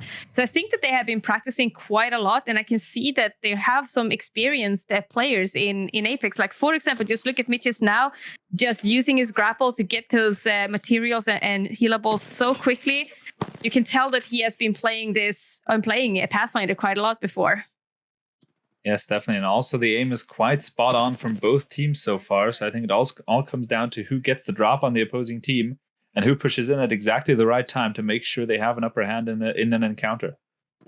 Yes, and I think definitely in this match, we're going to rather see who does the first mistake rather than who does the correct place, so to speak, because I see that both of them have very similar playstyle, trying to make sure that they are getting upper hand and trying to take advantage when they do get, for example, a pick or such. So I do see that both of them has the skill to definitely win this match, and I think it's going to be very, very even. Yes, I think so too. Oh, that was now Perplex Panda's trying to jump in, trying to get the drop on Porny, but costing them perhaps their own match. No, it does not, because Porny actually gets downed as well. And they crack the shield also on the Pathfinder, but lose one of their teammates in the process. As Porny now tries to heal up, or not Porny, Iron tries to heal up. As his teammate Dust gets down, but he has full health. Perplex Pandas have the numbers advantage, but are quite split up. So for the time being, can they join together to try and take the match point for themselves? It seems as if they can. Yes, and I think there the advantage that they had is them being two, and they actually tried to flank the Bangalore from 2 different angles, which I think was one of the strats that actually made them win, because the Bangalore had a little bit of an advantage of trying to push that Octane and create a 1v1. Meanwhile, the Pathfinder was healing up. However, they were unable to do that, so unfortunately they got hit from 2 different angles, and that unfortunately led to their demise in the end. Exactly. And now, of course, the match point is on the Pandas. Whoever wins this has to face T-Rex. So the Pandas now with the upper hand. Can Smoke Crit and Frag survive this pressure? Or will they be out and we'll have the leader of the current leaderboard eliminated, opening the spot for the Pandas to maybe surpass them even? Yes, and we can see that they're still trying to focus a lot on mobility, making sure that this round they were making sure that the Pathfinder will keep his grapple so that he doesn't have to use it to get the materials, but rather actually rotate the whole team with the Octane jump pad. And we also see that they have cracked both Pathfinder and Octane in this match, and now they need to make sure that they are playing safe, that they're not pushing in too much and not having any visibility on their heads so that they get picked off, which unfortunately Smoke versus Frag got. But we can also see that they managed to do a lot of damage on Perplex Panda because all of them are quite low on health. And I think now they're trying to go for the res on Dust down below as they try to keep the Pandas a bit in check up top. Well, never mind. And that is Porny down. And now Iron is very close to being defeated. And that is the win for the Pandas, moving on into the finale of the loser bracket. Well played by both teams, but the Pandas had the upper hand. Yes, and of course it was the +5 in all stats with the matching skins that did give them the win. Exactly. We see the Octane is very happy. That is the team probably as well. But can they run as fast as Octane to get into the finale? I don't know. As we see from his chubby self, he returned to his less chubby self with René being back. Congratulations. Woo! Welcome back, Just René. call him Chubby. Yeah, because the icon looked chubby. Like the Nobody's René, Here icon. René. I'm the brother from another mother. Okay. No, but congratulations to Perplex Pandas. I Yes, think they want to do the same as, or the captain wants to have the same as last year, winning the overall thing. So let's see how far they can get. I'm actually very excited. But Yes, very and I well think- played. Yes, I think they've been playing a lot. This game that they were playing very, very well. They were utilizing the abilities very perfectly with the Pathfinder, making sure that the grapple is actually pushing it forward, getting all of those extra healables. I think that is very similar to the strategy MG Action Team has as well. So if these two are being faced against each other, is going to be, I think, is going to be one of the battles of who has the most healables and being able to poke the other team more. True. And what I've heard so far from all the teams participating in this tournament is that Lifeline is one of the lifelines to play with. Yes, Also, she's... sorry to mention it when we're in the Pandas, a very great comment here in the chat right here is that Pandas is actually a sad nap backwards. So maybe they've taken a sad nap before and now try to get happy by going through the entire finals here. Wow. I wouldn't want a sad nap. That's for sure. Well, René, a lot has happened while you were gone. Yeah, I was just trying to catch up on the challenge. So I was just seeing the last scenes of the last match. So I saw Perplex Pandas were winning, so which I absolutely like. But that means in the loser bracket final they will again play against the T-Rex. And if I remember correctly, these were the ones which put them into the loser bracket. Yeah. So Yes, it's they gonna were. be a very, very interesting final of the losers bracket. So let's see. I mean, they are warm. I think they are ready, and they are hungry to get into the final of the upper bracket. So I think, René, it's time to get the popcorn out. Definitely. By the way, speaking of popcorn, René, I actually come prepared. Uh-oh. This year, it's not gonna be a cup. It's much better than a cup. It's a bowl? It's a jug. 1 liter. Actually, it's a beer must. glass. It's a must. It's a must. beer. Well, speaking about must beer, guys. Speaking about beer, I don't have one. I Yeah, don't have and one either, and Now it's not the time. You can get your beer First when round. we're celebrating. But, guys, is it already time to click on the roulette button again? Raffle bucket? Yes! Yes? But this time René has to do it because last time he wasn't here. What? The Ruffle, countdown. ruffle. And some music. Add some music. And I'm checking. Do Oh my God. anything for you. Oh no, that was the wrong one. To be honest. That would be my raffle, but yes. Okay, Alright. okay. I'll find one. Give me a sec. That wasn't a raffle, that was a ruffle, I think. If I'm going to win now again, then I will be very mad at myself. Or maybe you should stop Are you? entering yourself. No! I want to have the feeling of winning, even though I don't win. Well, guys, while they're setting things up, make sure Accenture Gaming Week in the chat. Maybe you can be part of our Ruffle Ruffle.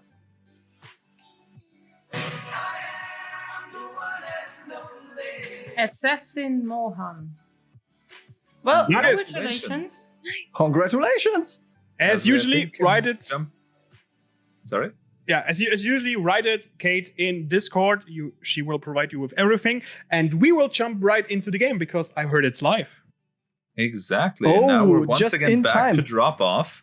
A very interesting place. So now we've seen MG Action Team climb this tower before, and whichever team here in the best of 3 climbs up to the top will face them at the top at a great party that MG Action Team is currently having. So let's see which team will actually climb up. The Pandas with the animals definitely have the advantage in climbing, but a T-Rex with his short arms, but the big jaw, doesn't need to climb. He can just jump up. Yes, and I see that this time Perplexed Panda is not using such an aggressive team comp as well. They still have the Octane with the jump pad, but they switched the Pathfinder to Wraith, which doesn't give as much mobility as Pathfinder has. But we can see that both teams are playing a little bit passive, not pushing in too much, taking it a little bit easy, trying not to take as much damage, which I think is a very good strat. In this game as well, we do have a lot more cover that you can play behind, but we saw that was quite of a beam there. Yeah, and I think the important point is both teams know what's at stake here, so of course they don't want to push in too risky, don't want to lose a team member on just by accident or just by being reckless. You actually want to be more strategized, as Perplexed Pandas was close to losing Mitch's there for the time being, as they're now being pushed by T-Rex, but Philith holding the grounds for his own, but now gets traded by T-Rex. So one team member down on both sides now. Mitch is being the second one, and I think Dajin is going to join him as the first win of the first round of not Battle Royale, but best of 3 goes to T-Rex. Yes, and we can see that even though Perplexed Panda was doing a lot of damage on the enemy team, they did have the lifeline that put down the drone, making sure that they're getting healthy, getting the reset quite quickly to be able to push in on the fight, which they needed to be able to win eventually. Exactly. Yes. So currently we also see that they are going for a Volt, which is also a very nice energy weapon. I really do like to play with the Volt as well. It was in the care package last season, and now it's finally out in the open. So I do like to pick it up when I can, which is also a good weapon to use because you can use it with the new attachments that it has, which is the laser sight, which reduces the spread of the hip fire. Yes, exactly. And we see the Pandas once again a bit in a pickle, getting now a couple of hits on the shield, but close to that Darkstar, can just barely scooch out of it right now. But the Pandas trying to hold the ground right here as T-Rex once again tries to push through, making sure that they can get the upper hand in this matchup. They want to finish this as early as possible. I can also see that when it comes to the weapons, they all have quite mid-range weapons, which actually could benefit them right now quite a lot right now because they don't push in very, very aggressively. I did see the Wraith did have a PK, so she will have to push in quite hard to be able to utilize her weapons quite efficiently because she only have a 20/20 and a Peacekeeper. So for her to be able to do a lot of damage, she does need to make sure that she gets into the face of the enemy team. Exactly, and I think T-Rex having more of the range advantage, and I think they're trying to use this to them as best as possible to make sure that they keep the Pandas at bay so that they can't use this advantage of a Peacekeeper right here. As we see Sleeping trying to knock the opposing team member and actually getting 2 knocks on the Pandas and his teammates finishing off the third, giving them the match point already for the first best of 3. Yes, that was very exciting to see. As you saw that the Wraith was not doing a lot of a majority of damage until they actually got pushed in, and that's when she excelled with the PK, which can do up to 100, a little bit over 100 damage per shot, meaning that she can be quite dangerous, especially in early games when you don't have that much shields. Now, when you do have purple shield in this round, the PK is still going to hurt a lot if you hit a really good shot, but it's not going to be an insta kill or a one-shot kill. We can also see that all of them are still choosing quite good mid-range weapons, not anything that is very too close and not something that is too far range. So I think that they are trying to balance that, keeping aggressiveness and being able to also utilize like a short-range fight. Exactly, and also a very important point to mention here for this best of 3 is if they realize that the Legends they chose is not going in their favor, between those 2 matches, they can switch it up. So they can technically use other Legends as well. As we see now, T-Rex going once again on the offensive, breaking 2 shields of the opposing team, but also getting 2 of their own shields broken in the process. As they still try to keep the pressure on the Pandas, maybe trying to knock someone here with this ability of Valkyrie right here, but the Pandas trying to stick together. Now getting rushed from behind. The first one down, and I think the second one also joined his brother on the ground. Can the last Panda survive? Yes, so we can see that T-Rex is still also quite hurt, so they do need to reset a little bit, need to take it a little bit easy. They should possibly go for a thirst on the enemies that are down to kind of prevent the resting. However, I do believe that there's going to be quite difficult to even get a rest out in this situation because the other two are quite can play quite aggressive with both the lifeline and the Valk. Exactly, but I think the important point is to make sure that the information doesn't get out. But T-Rex wins the first matchup, giving them the 1-0 lead in this best of 3. I think what I wanted to mention here is it's also important to make sure to knock those or to thirst those players on the ground, because if you don't, they can still give their player the information where your team might rotate to, because you as the player won't take a look at them. You won't take a notice of them because you're looking at the last player alive. You want to finish this game. But at the same time, these two on the ground, while they're around, they can still ping. They can still give information to his teammate because they don't see it through his own perspective. So they can give valuable information that they might need to turn the tides. Yes, and being able to communicate that they were actually rotating around. If he would have not been able to see that, they could have actually given him that information, which I think that they did because he was playing the heel on that door quite well, opening it up and then closing it behind him while he still was peeling the bat, making sure that he got as healthy as he could. Unfortunately, that was not enough because the team did push in from behind. Exactly. But I'm interested to see the Pandas showing before that they are quite good in adapting also to certain situations. So I'm excited to see if we can see even a legend change or otherwise just a change in strategy, because the map doesn't change until they get into the finale where we see an entirely new map for tonight. But for them, the interesting part is to really see if they actually get if they actually get a drop on the opposing team now, or if T-Rex has figured them out entirely. Yes, what I noticed is that in this match, they were actually playing a little bit more passive. The Perplexed Panda was playing a little bit more passive than it did in the past. Maybe they were trying to feel out how does T-Rex play again. So maybe they were looking at how T-Rex were actually playing their previous matches and trying to come up with a different strat based on that. But I did notice that they were playing a little bit more safe. They were not playing as aggressive. They were pulling back a little bit more. Maybe it is a lot of things at stake. Maybe they just wanted to see if they can have a different strat towards T-Rex. But we'll see if they're switching it up when it comes to either Legends or if they're switching it up with regards to how they will play. But I think we see a different Legend on the side of T-Rex, actually, with the Horizon that we haven't seen before. Very interesting switch up. Even though they won, trying to go for a different strategy, maybe trying to remain unpredictable. So definitely something that the Pandas now will try to have to adapt to as well. As we see, I think no change on the Pandas side. All of them still trying to go for the same Legends. Yes. So this time they are sending Octane out to be a little bit more in advance and trying to see if he can flank. Because I saw that he was jumping down. Maybe they're trying to see... Oh, unfortunately, he tried to flank, but get knocked there immediately while trying to flank. So T-Rex wasting little time, making sure they down this opponent.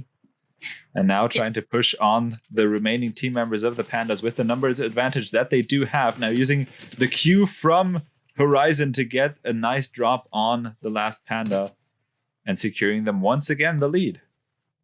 Yes, absolutely. And I can notice that the T-Rex is playing still quite aggressive. They were going all at once on that Octane. They were trying to get him down. They were all picking up with the Horizon Q. They were trying to play quite a lot together. Meanwhile, I noticed that the Perplexed Panda were playing a little bit more separate based on Octane was trying to go down. I don't know if he was on his way to flank or if he was going for materials. Whichever it was, he unfortunately got caught up in the enemy team. And unfortunately, that flank did not work out as it should have. Yes, exactly. But we see now the Pandas, the Octane now not going as far into the front again, now realizing that perhaps sticking together is a better idea. I mean, a pack of Pandas, I wouldn't want to jump on that as well. As we see T-Rex taking their little time, but also already using Horizon's Q to get far up high and trying to get a drop on a Panda from up above. as the teammates of T-Rex trying to support from the side, getting the shield crack on one of the team members, but losing their horizon in the process. Yes, and we could see that currently they are all quite low when it comes to Perplexed Panda. They are having a lot of struggle with their health currently. But we also see that T-Rex only has the lifeline alive. However, because they are lifeline, they are able to heal up their teammates. And unfortunately, that was not enough. If her lifeline might have had the gold knockdown shield, possibly she could have helped Bangalore survive a little bit longer. But it was an unfortunate situation for them. Yeah, but also quick thinking of the Pandas to see that the lifeline tries to resurrect and tries to gatekeep them from getting the res. But at the same time, pushing in at that moment to make sure they actually get the win of this round. So very well played, very quick thinking of the Pandas right here to make sure that they keep the score tied in this matchup, I think. Yes, I think it was also very, very unfortunate that they were pushing in on the Wraith and she had her Q and she was able to get to safety and turn around and help her teammate fight against the T-Rex. Because that was a really good arc start. They managed to stick it right away and that was almost the end of the Octane.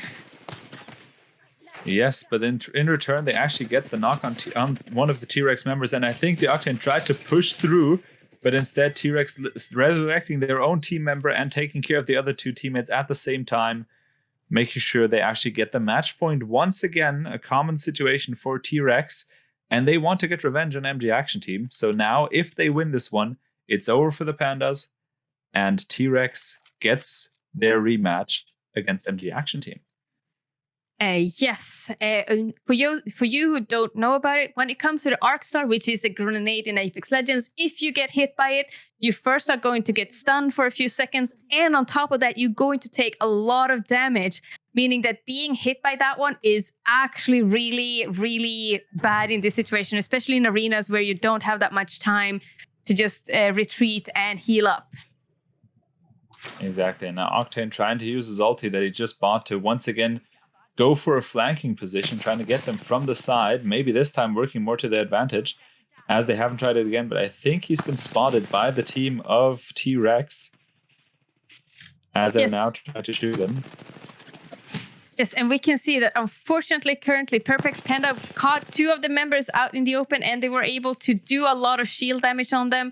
But I do fear for this Bloodhound, because them being right below a team and without your teammates, it's going to be quite difficult to survive that situation.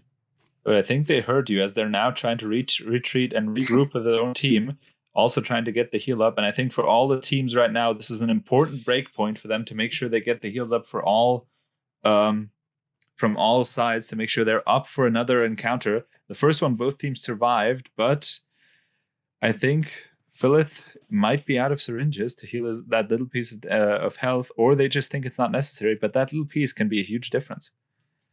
Yes, just having a little bit of health removed from your health bar can be quite detrimental when it comes to Apex Legends, because I don't know how many times I've gotten away with just 1 HP. We saw that in a team where Perplexed Panda were fighting Smoke is great on a frag, and they had 1 HP there.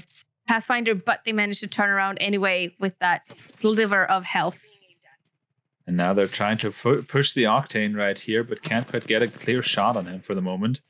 But they got at least the shield break on the Wraith. Can they push in and take this round for themselves? It's a very important round for T-Rex to make sure that they use this momentum straight into the finale.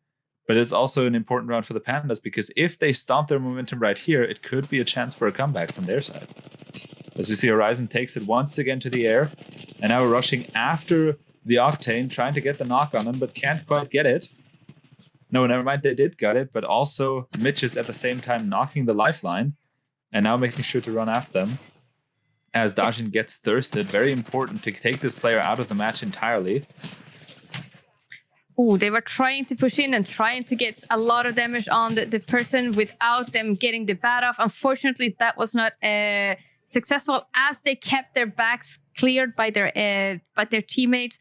So unfortunately, that was not very successful by the Bangalore, but it was a really good try because that could have actually got them the Manak, and it could have given them a really good chance of playing 1 versus 2.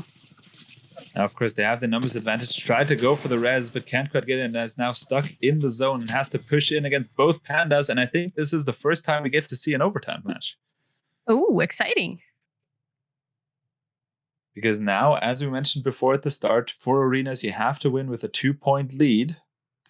Meaning now, whatever team, since they tied, whatever team wants to win has to win 2 times in a row. Meaning we're in the first overtime of the AGL Arenas tournament. Yes, and if both team wins each other round, then it's going to be a sudden death. And that person who wins that round will be the final winner of the match. We'll see if we will be able to get a winner before that, or if we're actually going to see a sudden death, because these two teams are actually very tied when it comes to their skill and the way that they're playing their strategies. What I also can see in this match is that they're trying to focus a lot on early grenades, which I think is really good because they actually managed to have a really fast round by sticking one of the Arcstar on the enemy team. And we also see that that they are still doing that, and we can hear a lot of shields crack. There's a lot of damage going on, a lot of chaos, and a lot of smokes currently. So they are all using their abilities, and we can see that Mitchell's unfortunately gets down. So now, if T-Rex is fast, they might be able to push that. They might be able to push the Bloodhound, which is below, and he unfortunately gets down. So it's going to be a 3 versus 1, and we can see that the Octane has very little health. So he is going to have to bait a 1 versus 1. Oh, that was unfortunate. He got down because of angles from the enemy team. So we're still having a few rounds left.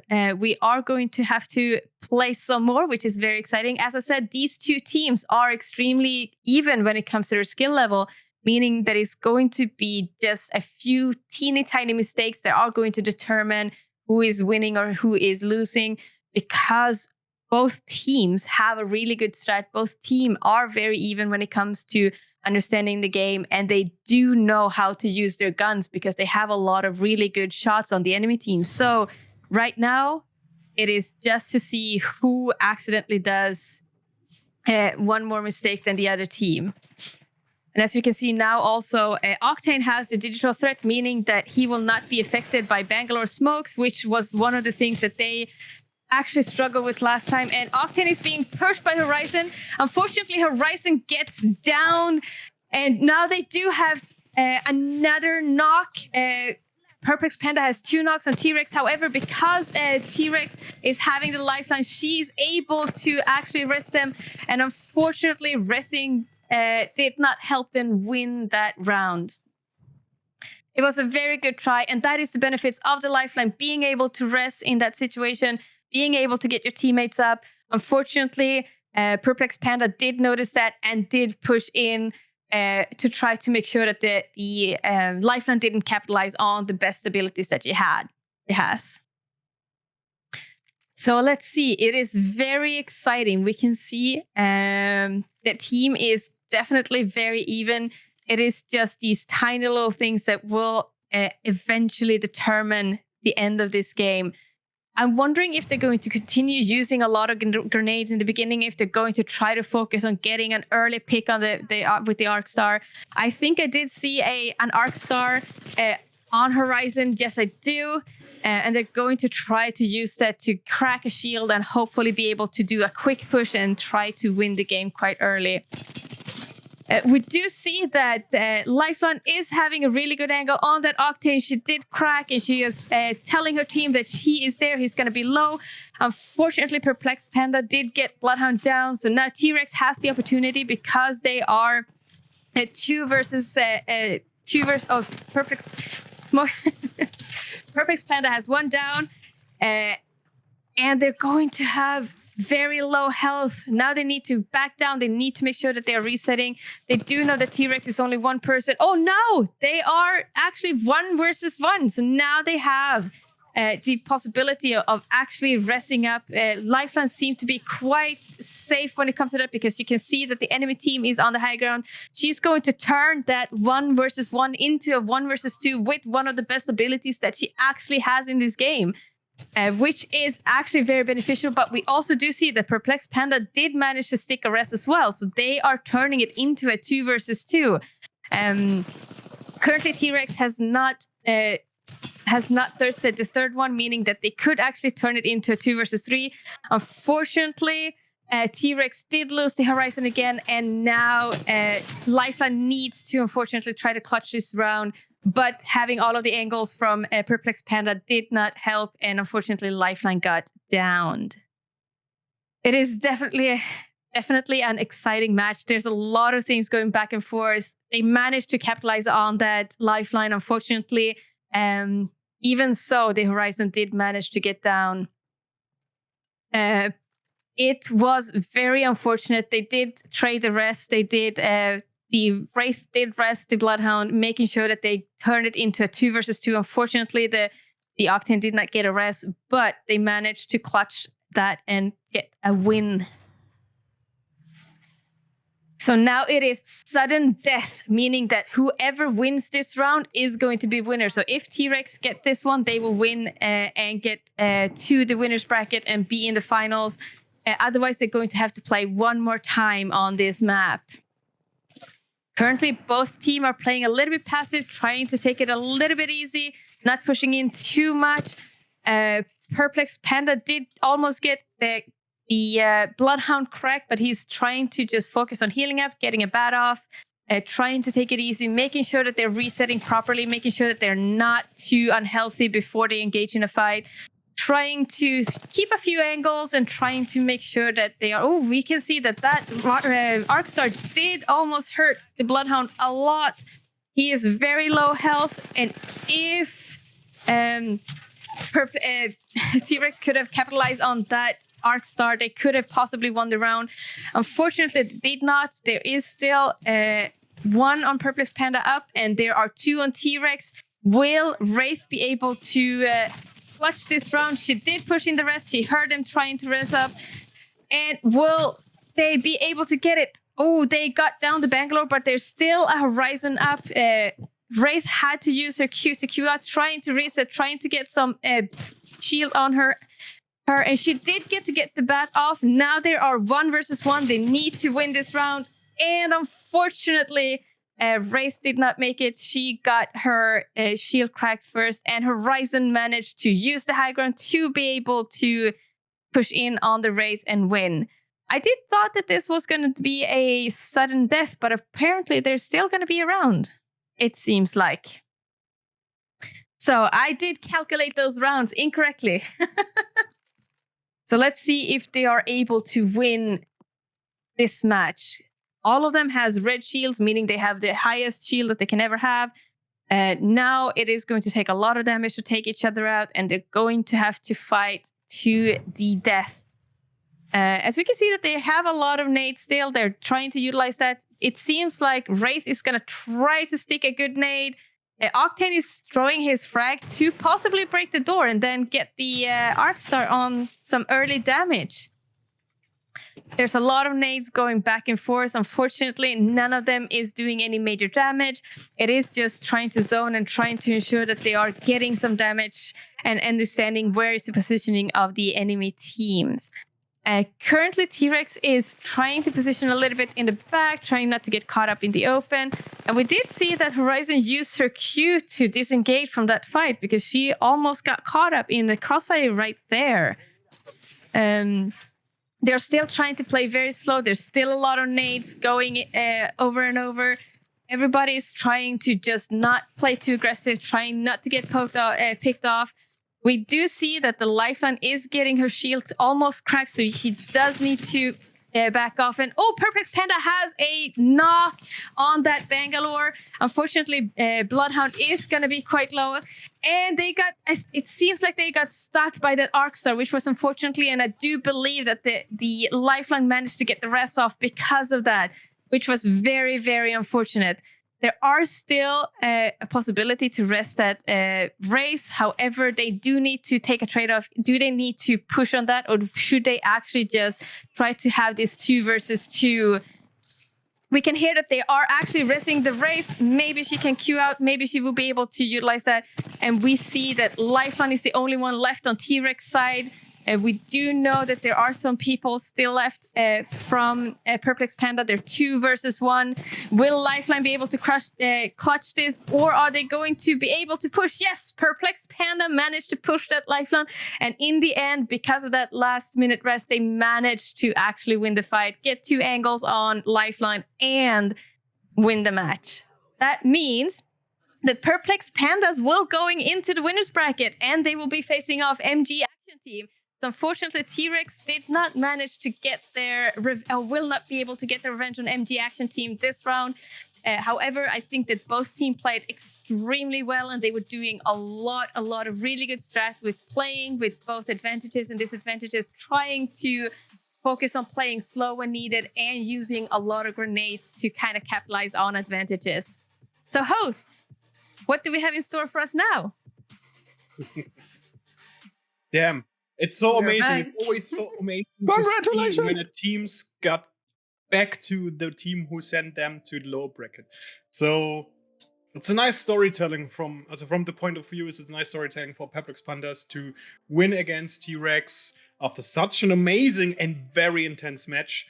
And yeah, especially when it is a best of 3 or best of 5, you can't get enough of this action. Yes. It was so much. It was so much that even Felix dropped out. Yes. He likes, no, I cannot take this. I'm out. No, but I think it was actually a really exciting match. It had a classic arena aspect of being back and forth when 2 teams are being very even, trying to get, back and forth every other match and just trying to play on your advantages. And I think that both teams were doing really well. Unfortunately, I think what made T-Rex lose that game was just that Perplex Panda was able to get that rest on that race, being able to be 2 versus 1 at the very end ring, and be able to get those angles on that Lifeline. Otherwise, I think that both of them played extremely, extremely well. Absolutely. Especially in the last couple of minutes, I was thinking, okay, hey, it was such a hard battle, but then you have the advantage of 2 against 1 player, so you can be the best, but in this regard, it's really difficult. Yes, absolutely. He's back. Mental Welcome breakdown back, of the Felix. internet. Yeah, my internet just decides to run away every now and then. I don't know why. It's just like it's just gone. But I'm finally back in time for the game, I guess. So Yeah. Oh, Finals! exactly. Going. So I just checked the challenge to be I'm so excited! up to date for it. So I now at least know where we are. Yes, we're gonna watch. Wait, T-Rex? There's something wrong. There's something wrong. It shouldn't be Team T-Rex. They did not win this. Yes, it was Perplex Panda. T-Rex versus Perplex Pandas. Why do we see them again? Is this? Uh-oh. Yes, Is it it? seems. This was the reason. I wonder if it is because they're playing 3 matches. And it might be best of 3. And it means that the third one is there. No, I'm trying to say it, but my internet keeps lacking out. It's a best of 3, so if it's 1v1 with Pandas versus the others, then it's the right match. We were too soon! we were too soon. We are speed running the stream today.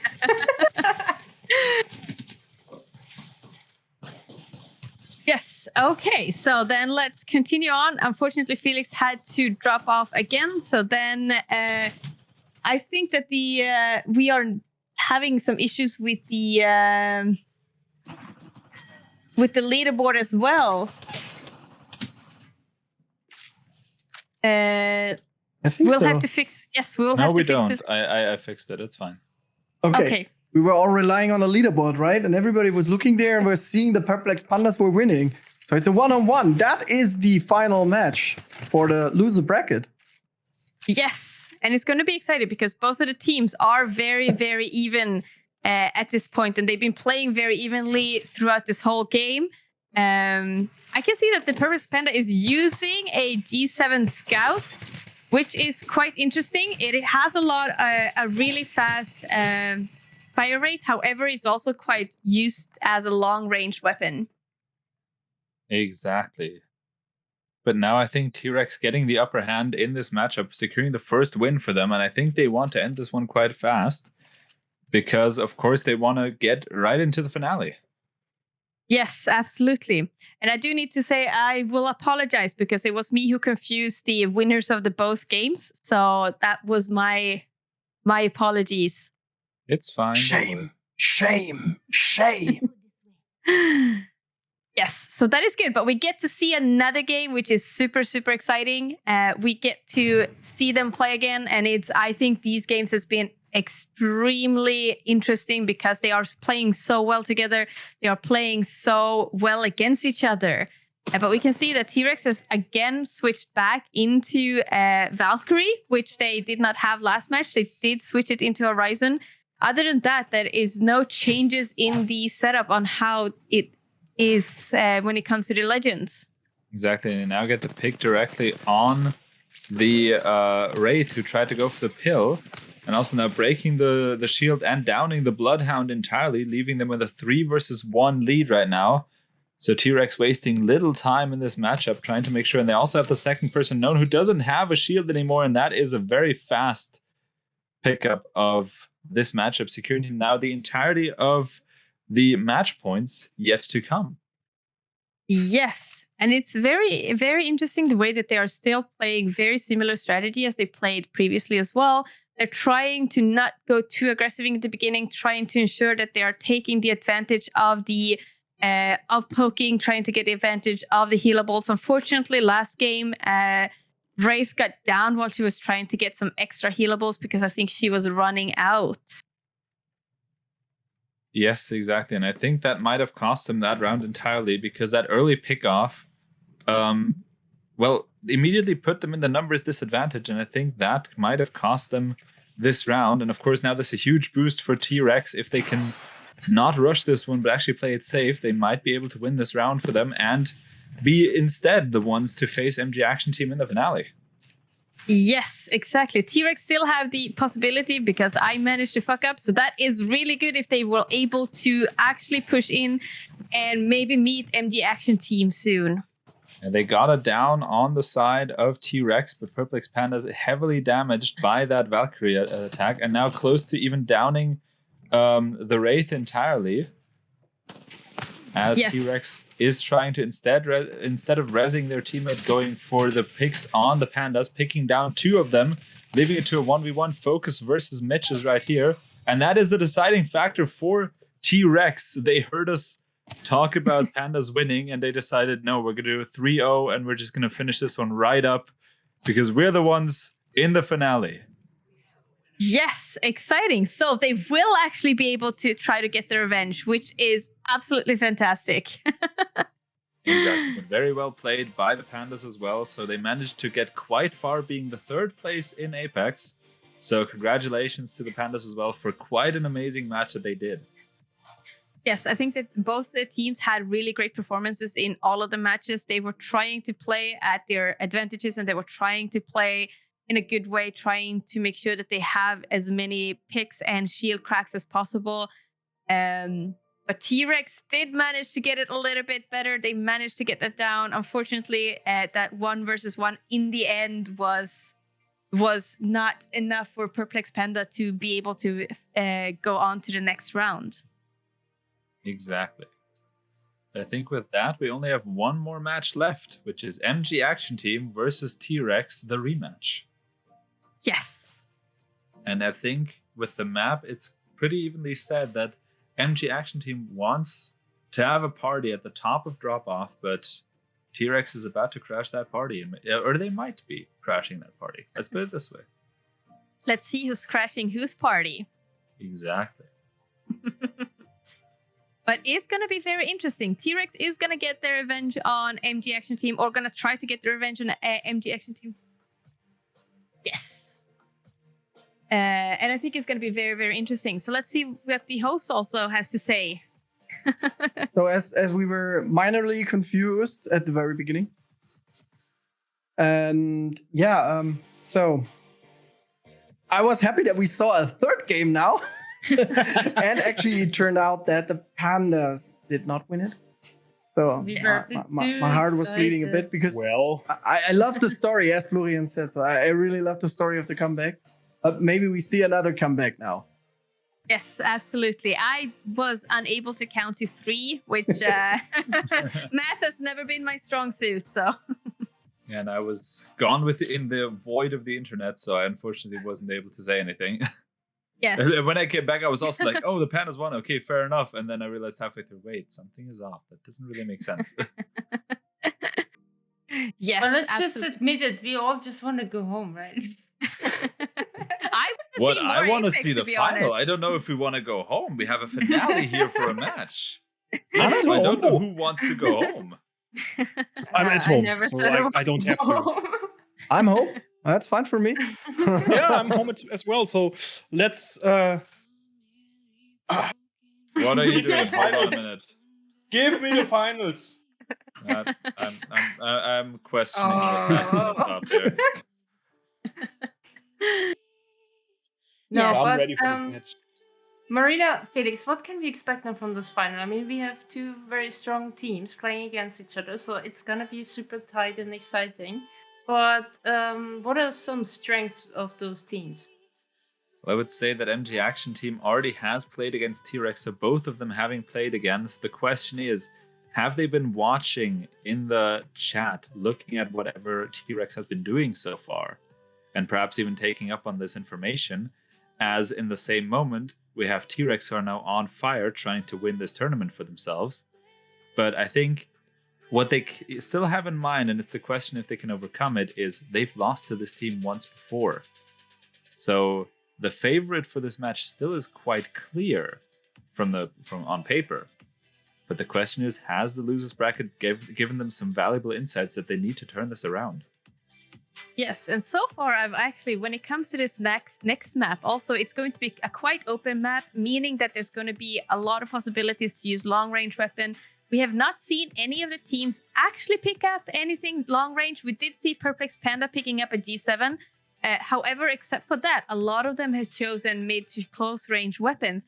So will that affect them? Is actually a big question, because I don't know if any of them has actually proven or shown how their skills with snipers are. That would be lovely René to is see, like, to be honest. René's like, where's the op? Yeah, to be honest, I love the snipers are that's my part. I love that. Being in the back, just looking and bam, headshot. Yes, this map is quite open compared to all of the others, so it's going to be interesting to see if they can do that. And I mean, for you, then the Sentinel will probably be the best weapon of choice for you, because I think that's the closest in terms of packing a punch to the op from CS, I would say, if you get it charged up in time. Kraber. Oh yeah, I forgot the Kraber. But I'm thinking about weapons that you can actually buy, because I don't think you can buy the Kraber in arenas right now. Never gonna happen, as I'm not playing Apex. Not anymore. What? And you get 50 subs to get René. No, I'm kidding. Nope, not gonna happen. Nope. We need to find an incentive for him. From installing to deinstalling, it just took me 1 hour, so no. Well, then you didn't spend enough time in the game. Yes. But I think it's time the game is live. Switch into the finals. The last game, ladies and gentlemen. Exactly. Make some noise! Whoop, whoop, whoop, whoop, whoop, whoop, whoop. And we see MG Action Team right here is now back. We've seen them all in the interview before, and now it's time for them to make sure they, well. Yes, I think we might have lost Felix again. But what we can see is a lot of them are still choosing mid to short range weapons. We did see a wingman, which is actually I'm still here. Oh, you're here. Perfect. But the wingman is a short or is a pistol type of sniper. It doesn't have a lot of damage drop when it comes to long range. And it is actually quite powerful and can be quite powerful on this map as well. Exactly. And we see also both teams wasting. Well, we see it. Both teams are trying to get the drop on each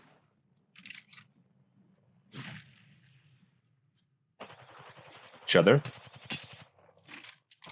I think we're having a little bit of lag from Felix, and it's difficult to hear.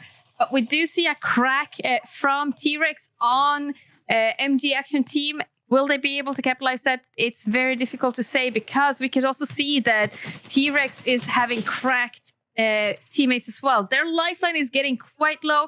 Will they push in and try to take advantage of that, or will they just try to play it a little bit slower, trying to see if they can manage to crack someone a little bit more, trying to see if they can knock one before they actually are pushing in? Felix, how is it going? Well, if I drop off again, you'll probably hear it from the last time for tonight from me, but let's try it again. If mentioned, I just had a bit of a moment of excitement for this match and is now finally backed for me to finish this match entirely. So let's see.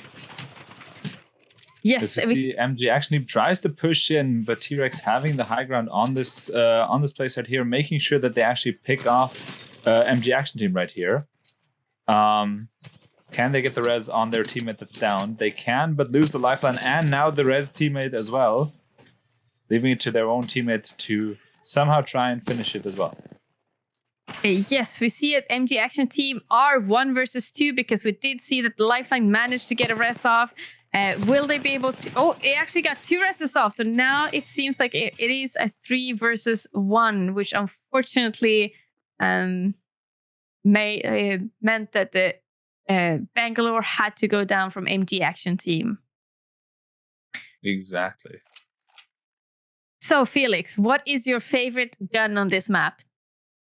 I have played this map very little so far, so sadly I don't know which weapon to pick. But if you'd go for the, let's say, distance that you can actually have here, I'd try to actually use a Sentinel here, because I think it's unexpected to use it here. I think it would have a quite the surprising effect. What would you choose? I actually am quite of a mid to short range person, so I would actually still go with mid and short range weapons and rather try to see if I can single out a sniper that is standing in the back. Maybe they're standing alone, and then I would push that person, because I would have advantage of having 2 weapons that are short range, meaning that I don't need to focus on trying to reload in the middle of a gunfight and rather just switch the weapon. So I would still go with like a car and a 301 possibly on this map, rather than a car and any other guns on the other maps. We see here Team T-Rex once again utilizing a strategy that I think before has been used by MG Action Team, now turning that around on them by sending one person out to get the healing items and then turning around to supply his team with precious healing. So definitely a valid strategy from their side as they get the first knock on MG Action Team once again right here. So maybe T-Rex better prepared for this map entirely as the even thirsty player, making sure it stays a 2v3 right now. Yes, and it seems like T-Rex is definitely eager to get their revenge on MG Action Team. They currently have the advantage, both with being on the high ground and having a kill on one of the persons. So they do still have the possibility of winning this round as well. MG Action Team will have to play it a little bit smart, hoping to get a little bit of luck when it comes to the ring, to make sure that the T-Rex are being pushed out of high ground so that they are playing on more uneven ground. Exactly, but I think T-Rex doesn't want to stay out of that high ground because it works quite well for them, so they have no intention of leaving there. Unless the zone, of course, pushes them to have to do that. I think that's what MG Action Team tries to play for right now. Yes, unfortunately, the T-Rex will be having to push down a little bit, but they're not going to have to be pushed down far enough to even out the ground.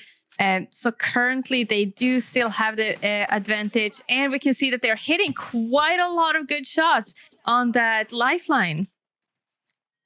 Exactly, but they're sorry. also being. It's fine, but they're also now being pushed. Once again, the shield cracked on the lifeline, and now Team T-Rex tries to get behind them and actually gets the knock on them, leaving it into a 1v3 and giving them the match point for this first match in our finale. Yes, I can see that they are playing a little bit more. They're still playing quite carefully, but I can also see that they're T-Rex are capitalizing a lot more on knocks than they have done in their previous matches. Currently, I can see that they are playing a little bit more aggressive when they need to, which is actually helping them a lot in this game. And they did have a good luck with, or they did have a lot of luck with the ring being pushed in the way that it was pushed in the previous round. Exactly, and I think T-Rex now trying to go once again for the same strategy. At least I would assume so. It worked quite well for them 2 times, but of course then a valid point that maybe MG Action Team can actually pick up upon and make sure that they turn the tides on them by meeting them halfway through. Because they're now trying to go for high ground on their side alone, getting spotted though in the first person, and now also spotting with the Bloodhound some of their opponents right here. Yes, and both of them are playing still quite carefully. I can see that MG Action Team are favoring to be up a little bit on high ground. Meanwhile, T-Rex are trying to stay a little bit more on the low ground. And we can see that they actually popped a Bloodhound ult, giving him the possibility to see the enemies through the smoke, because all of the enemies will be highlighted in red for him. Now T-Rex MG Action Team could be trying to get the drop on focus, so he has to heal up very quickly. He's very low on HP right now. But now, even with the high ground from T-Rex, it doesn't help them against MG Action Team. They might have figured out the strategy to counteract this advantage for them. Yes, and we can see that they're trying to push quite a lot, trying to see that they get a lot of angles on them on the high ground. MG Action Team is still trying to keep the high ground, which I think could be very beneficial for them, because especially considering the weapons that they have, for example, a 301, which is a good mid-range weapon, to be able to do a lot of damage on them. You see MG Action Team very hurt in their health department this way. So only a matter of time before one of them gets knocked until they get some knocks on the opposing team, which they got 2 of, and now trying to get the third one as well. Let's see if they can actually get him focused now all alone, trying to save this one for his team. But against 2 people, that's going to be quite challenging, seeing as they're already shielded up and everything, and they get to flank on the side, putting MG Action Team on the board. Yes, MG Action Team are playing a little bit more aggressive again with trying to push the high ground, trying to get a little bit more angles on the high ground, and trying to just get that more aggressive play style. The first round that they played a little bit more careful, but now I can see that they are trying again, being a little bit more aggressive, trying to push them a little bit more, trying to do a little bit damage, dropping off, and trying to get the advantage in that way without taking the opposite high ground and shooting and poking them from long range. I think also a lot of this trying might have worked out. It was a bit of trial and error for the first 2 rounds, but maybe now that turns the tides for MG Action Team, as they might have figured out the strategy to face off against T-Rex right here. We're now seeing them go to a different side of the map, trying to make sure to not engage in the same spot once again, as T-Rex stays further behind, trying to make sure that they take this one home, because it's an important match point for them. Absolutely. They're trying to play it a little bit careful. None of them are really pushing in towards... I was just about to say, none of them are really pushing in towards middle, getting the healables, but they did smoke it and did manage to get that, meaning that MG Action Team will... T-Rex will have a little bit more advantage towards the healables, because they do have a little bit more shield cells than the other team. We see T-Rex one of their team members trying to heal, gets flanked by the opposing team and now thirsted right away, making this a 2v3 for T-Rex, putting the advantage on MG Action Team's side, who are now trying to take this one home for themselves. Yes. And we can see that MG Action Team are playing a little bit more aggressively and trying to capitalize on their knocks, trying to capitalize on them being 2 versus 1. They're trying to close in on that lifeline, and unfortunately their lifeline was not able to to stay alive, and that gives MG Action Team a point. Yes, and I think that once again leads us to a bit of an overtime situation right now. But let's see if MG Action Team continues on that way forward that they're currently on to maybe make sure that they win this one and then turn the tides. Because if they win this match after T-Rex was this close to winning, that will be quite the blow to the opposing team.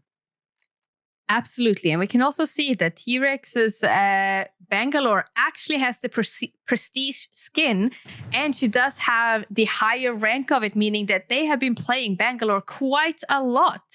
And I see that they can utilize her quite well, considering that she's smoking the pill, for example, making sure that she will not take damage. But what is interesting right now is that both teams are on different side of the map. Yeah, so I think it's going to be only a matter of time before both teams find out that they're actually in opposing spots. And we see the first ping by MG Action Team, making sure that they've now understood where the opposing team is. And by this time, T-Rex will have also picked up on the fact that they actually went to different sides. Yes, so now it's just I lost my Bewyoshi again. Now it's just a fact of trying to see who would be able to capitalize on the last ring more than the other team, because both of them has high ground, both of them can shoot long range weapon. They do have a triple take. I did see, I think it was a triple take that I saw, and they pick up a golden flatline, meaning that they do have quite a lot of range as well from MG Action Team.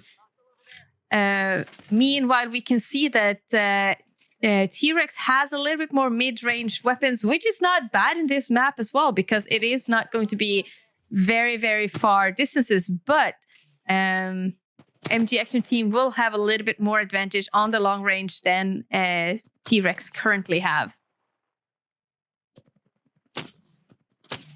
Exactly, and we see also MG Action Team not trying to jump in, but actually taking their time to try and push in and get this these precious wins for themselves.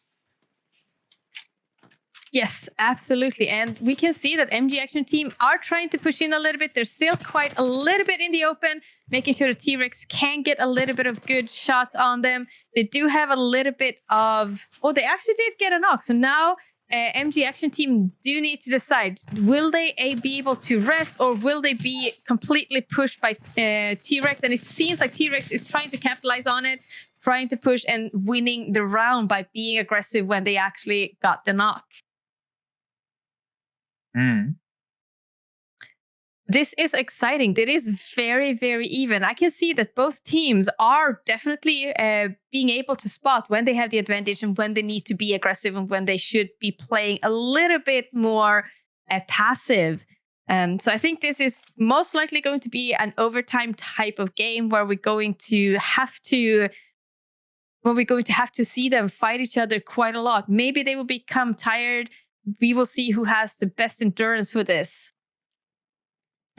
Exactly, but I think the point is T-Rex might have figured out what MG Action Team did to tie the scores, so maybe they can use that now to their advantage and finish this first matchup. Again, whoever wins this first match in the best of 3 will have quite the morale boost for themselves.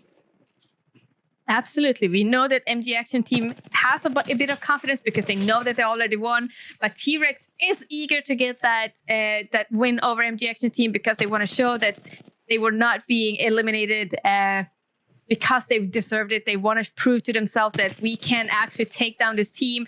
Both are very bloodthirsty and both are trying their best to play really well and trying to ensure that they can get this win in the bag, basically. Yes, exactly. And I think both teams now trying to be a bit more on the defense. Both teams, again, on the same side of each other. Unlike in the previous situation where they were on opposite sides of the map, now on the same side. But trying to take their time not to get unnecessarily picked off and putting them into a numbers disadvantage here. As we see a lot of shield breaks on the lifeline and perhaps close to... I think it was the Bangalore right here, as one of the teammates from T-Rex actually gets the what's it called? The lifeline, but gets traded in return by the teammate. But of course, their teammates now aware that they're trying to push them on, and T-Rex tries to push them, and it's a 1v1, I think, even. No, never mind, it's a 2v1, and that puts MG Action Team once again back on the board.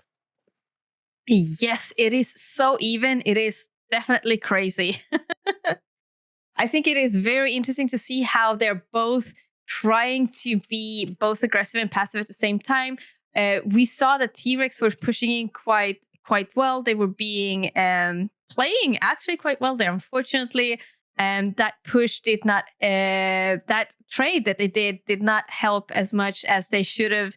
And they were able, MG Action Team was able to actually push in and get that 1 versus 2 times and winning that round. Exactly, but I think then, of course, MG Action Team very evenly matched with T-Rex right here, and I think they're trying to push through to make sure that they win this matchup right here. Yes, absolutely. It is going to be very crucial to get the first win as well, to get, as you said, the morale boost, getting the feeling of we can do this, but it can also mean that the other team will be a lot more bloodthirsty, want to do a little bit more, want to push in a little bit more. Maybe that could also spark a little bit more competitiveness in the losing team.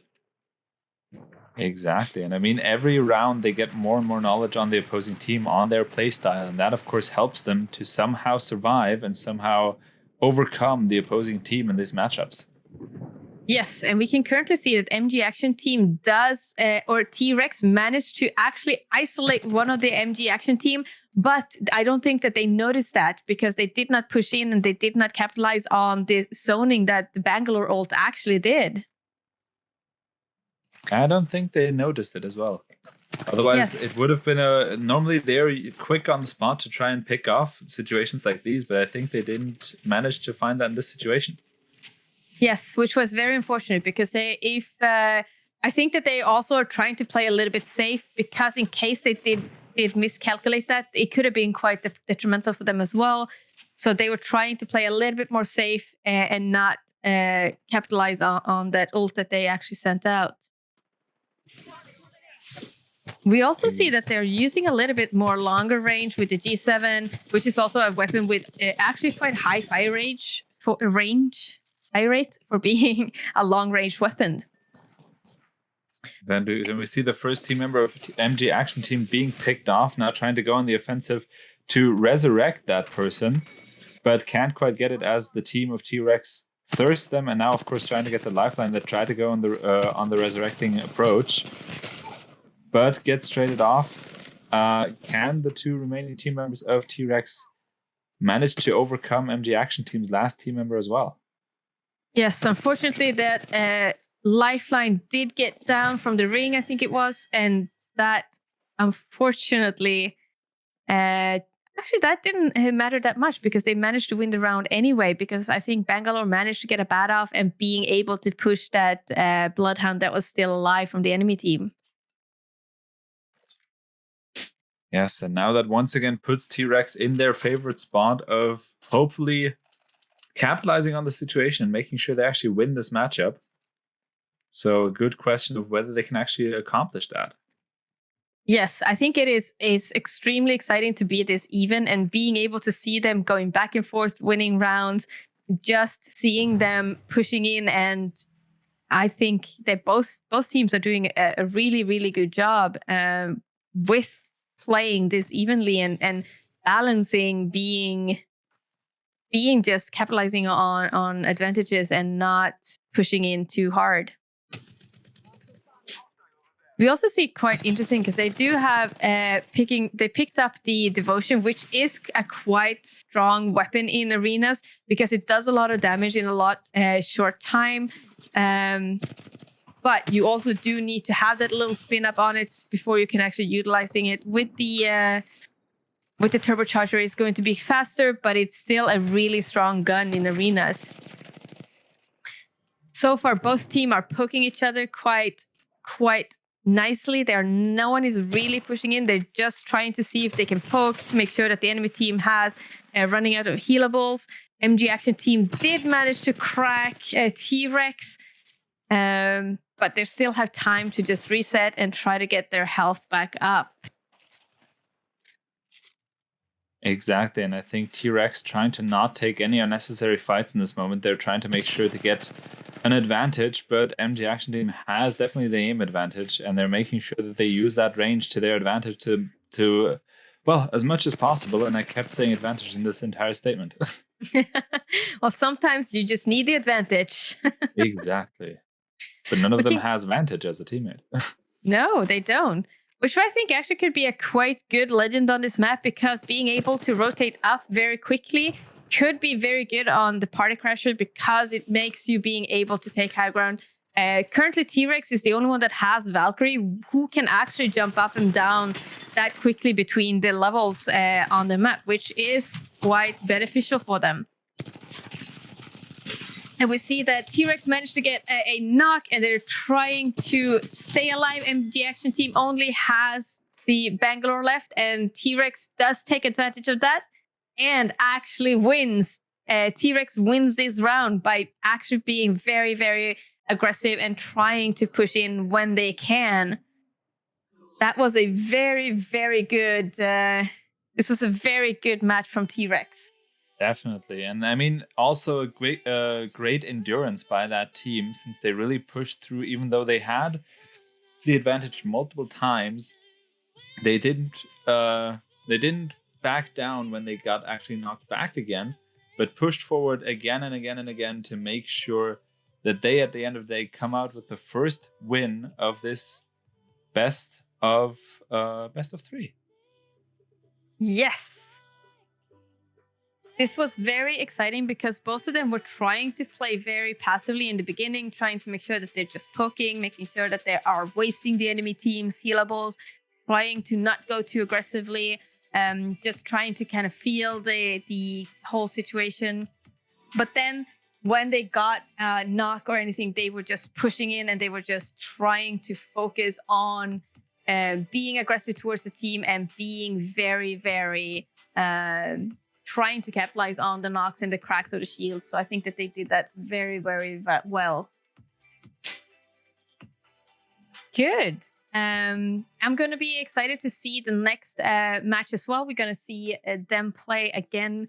On the same map is going to be Party Crasher again. We're going to have to see how it goes. Will MG Action Team be able to actually push in and be able to take this win, or will they allow T-Rex to actually win again? Because we do know that MG Action Team has won over T-Rex before, so they just need to make sure that they are trying to keep that advantage that they had, and trying to make sure that they have the bloodthirst that they need to be able to beat T-Rex. T-Rex. Rex. I have a hard time saying that name. But yes, definitely we see that there are... if we're looking at the gameplay as well, if you compare the previous one to the way that it has now, both of them are playing a little bit more passively in the beginning. When it was the first T-Rex versus MG Action Team, T-Rex was playing quite more passive, and MG Action Team was playing quite more aggressive. Now we can see that both of them are trying to start out with being a little bit... they're trying to play a little bit more passive rather than being very aggressive that they've had been from the very start. Yes, welcome back, Felix.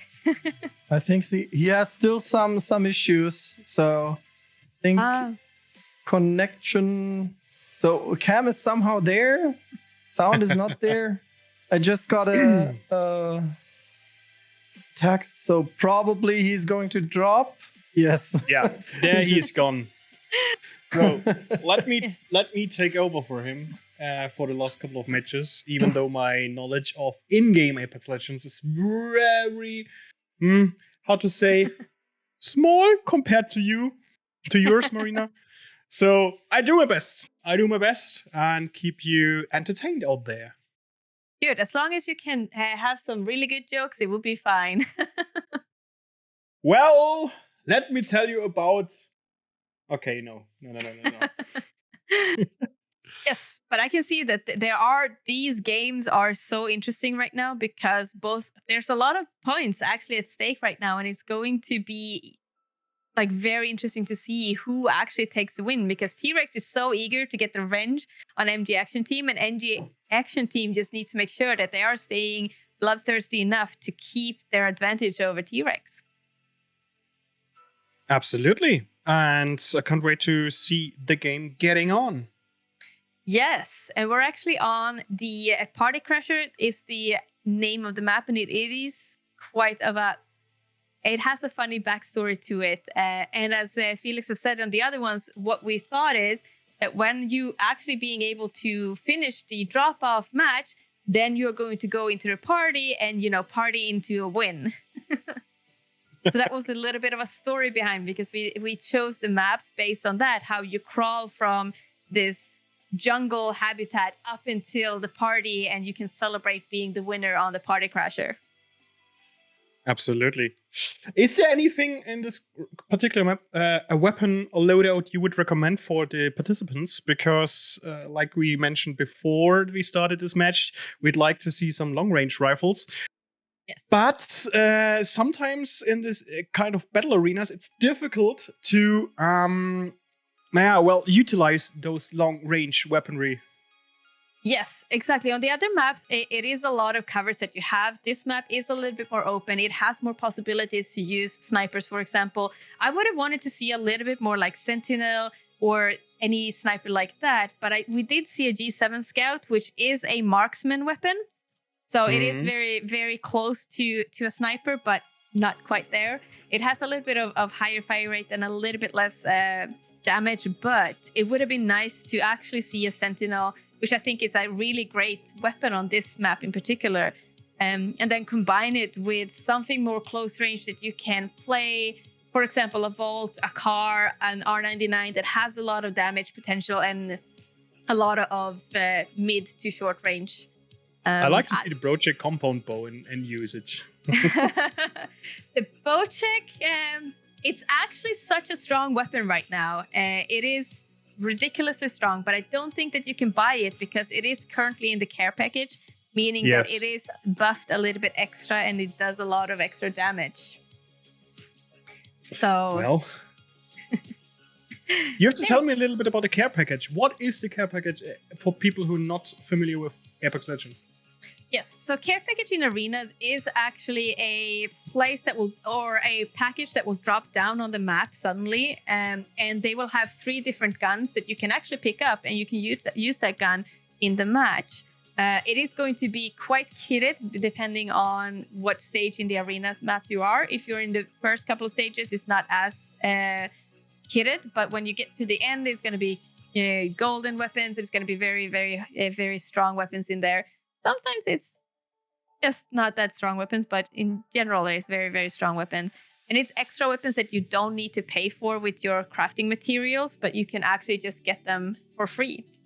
Sometimes it's good, sometimes it's bad, depending on what side of the map the care package lands on and what side of the map you actually want to rotate to. If you're lucky, the care package is on the ring side and you will be able to get those weapons quite nicely. It could be contested because maybe the enemy teams will also be there. So it's a little bit of a high risk, high reward. All right. Okay, while we're currently waiting for the last members to join the lobby because we heard there are some connection issues, we will have a short break, guys, and we'll be right back for you. So don't go anywhere, stay tuned, and we will have the last and final match of today's Apex Legends contest.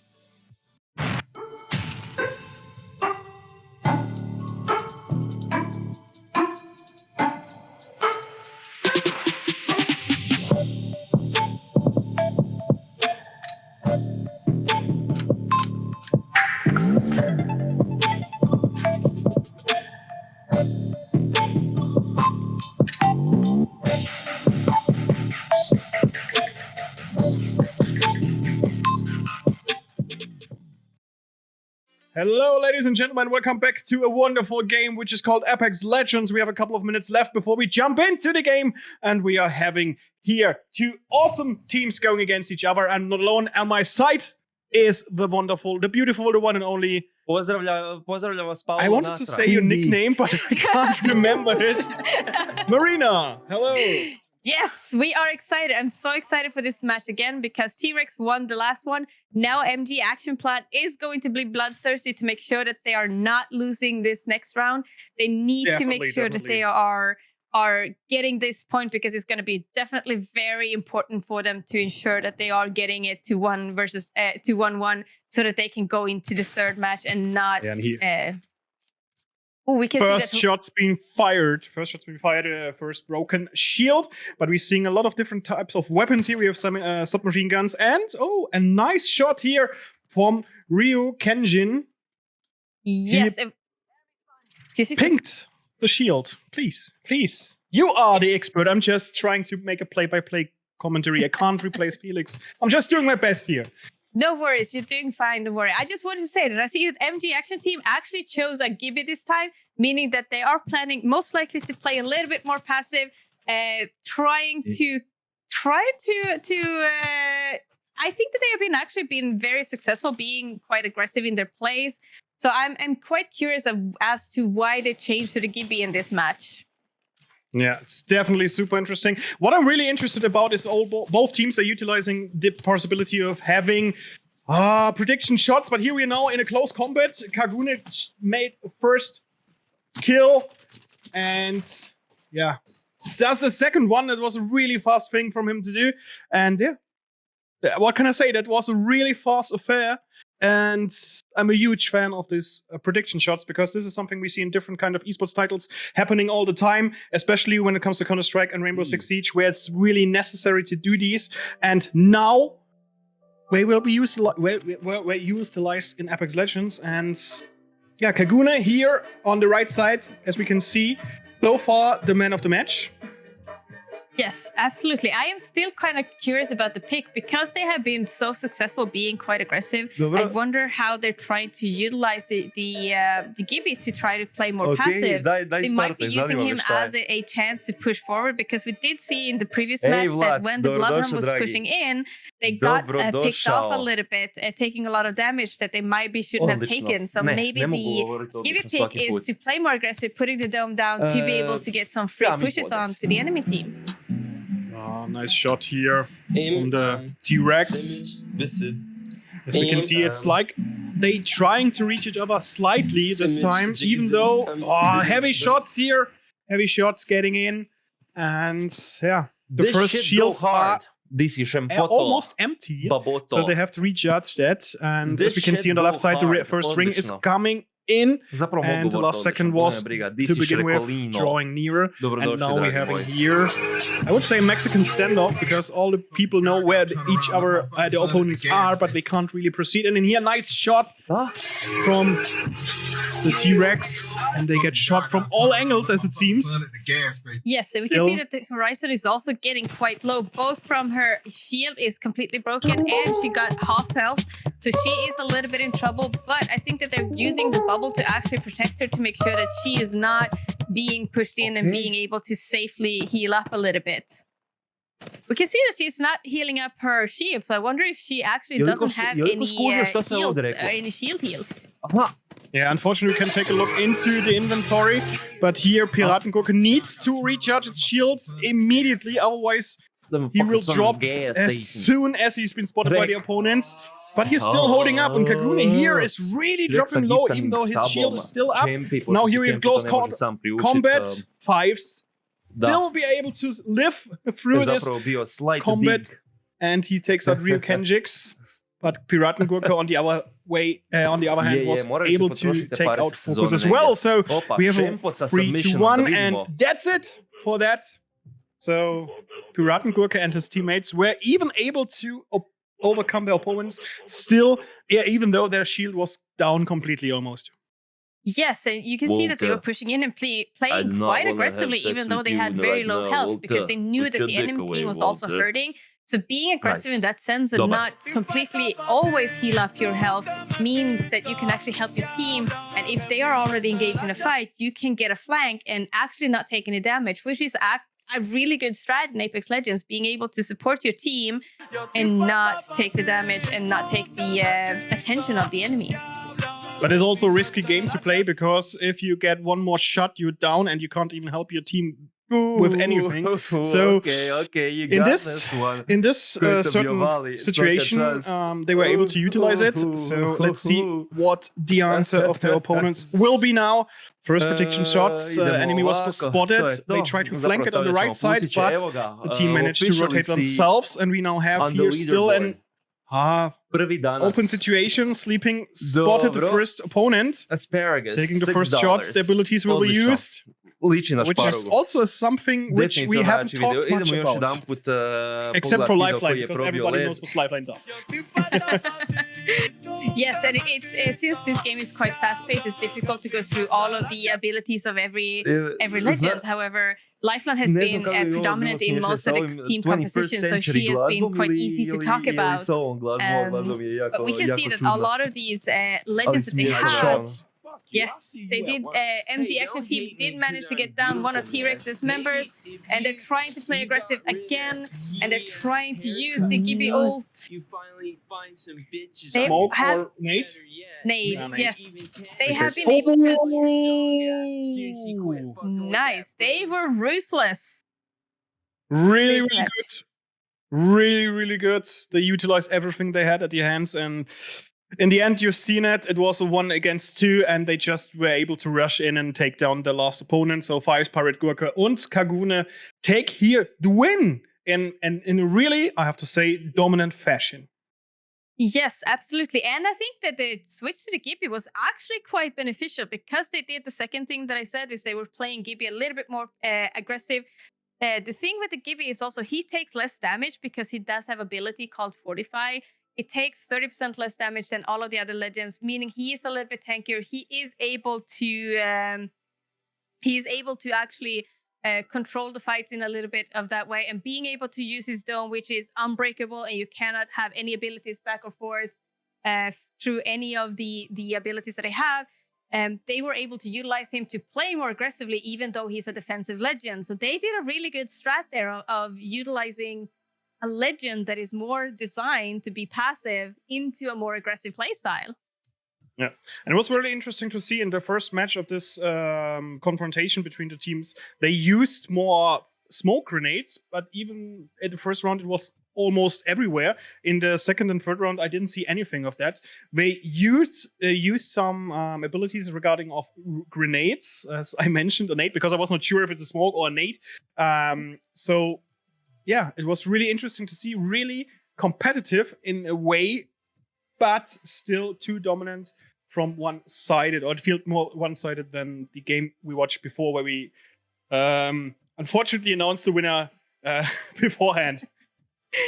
Yes, and I do think that the MG Action Team is actually benefiting a lot from playing very aggressively. We've seen it in previous matches. We've seen them excel when they are pushing the W key and basically taking away the S key and throwing it away.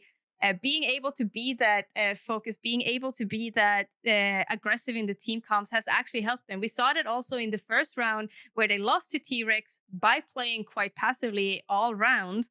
Now in this match, they've been playing very aggressively and they have been able to actually get those wins quite quickly. They did a 3-1 basically in no time.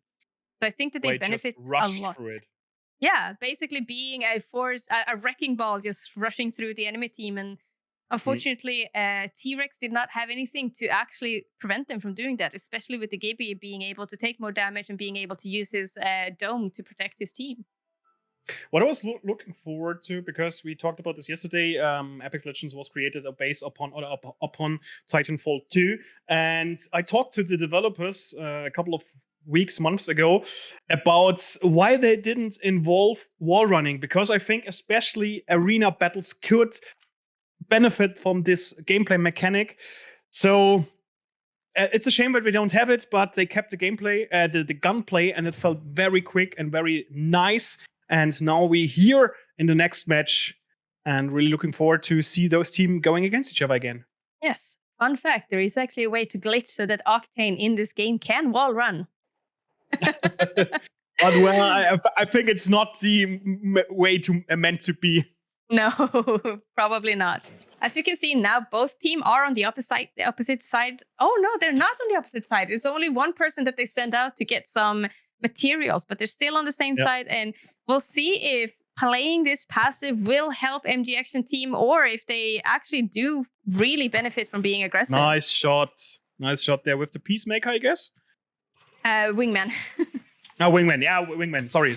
I always mix this up because there's a gun who is called Peacemaker. Yes, exactly. Here I also see that they're utilizing the bubble to be able to be out in the open and be able to reset a little bit. Unfortunately, that Bangalore almost got picked off there, but she used the smoke to be able to get away. But T-Rex has... Oh, now it is a 1v1.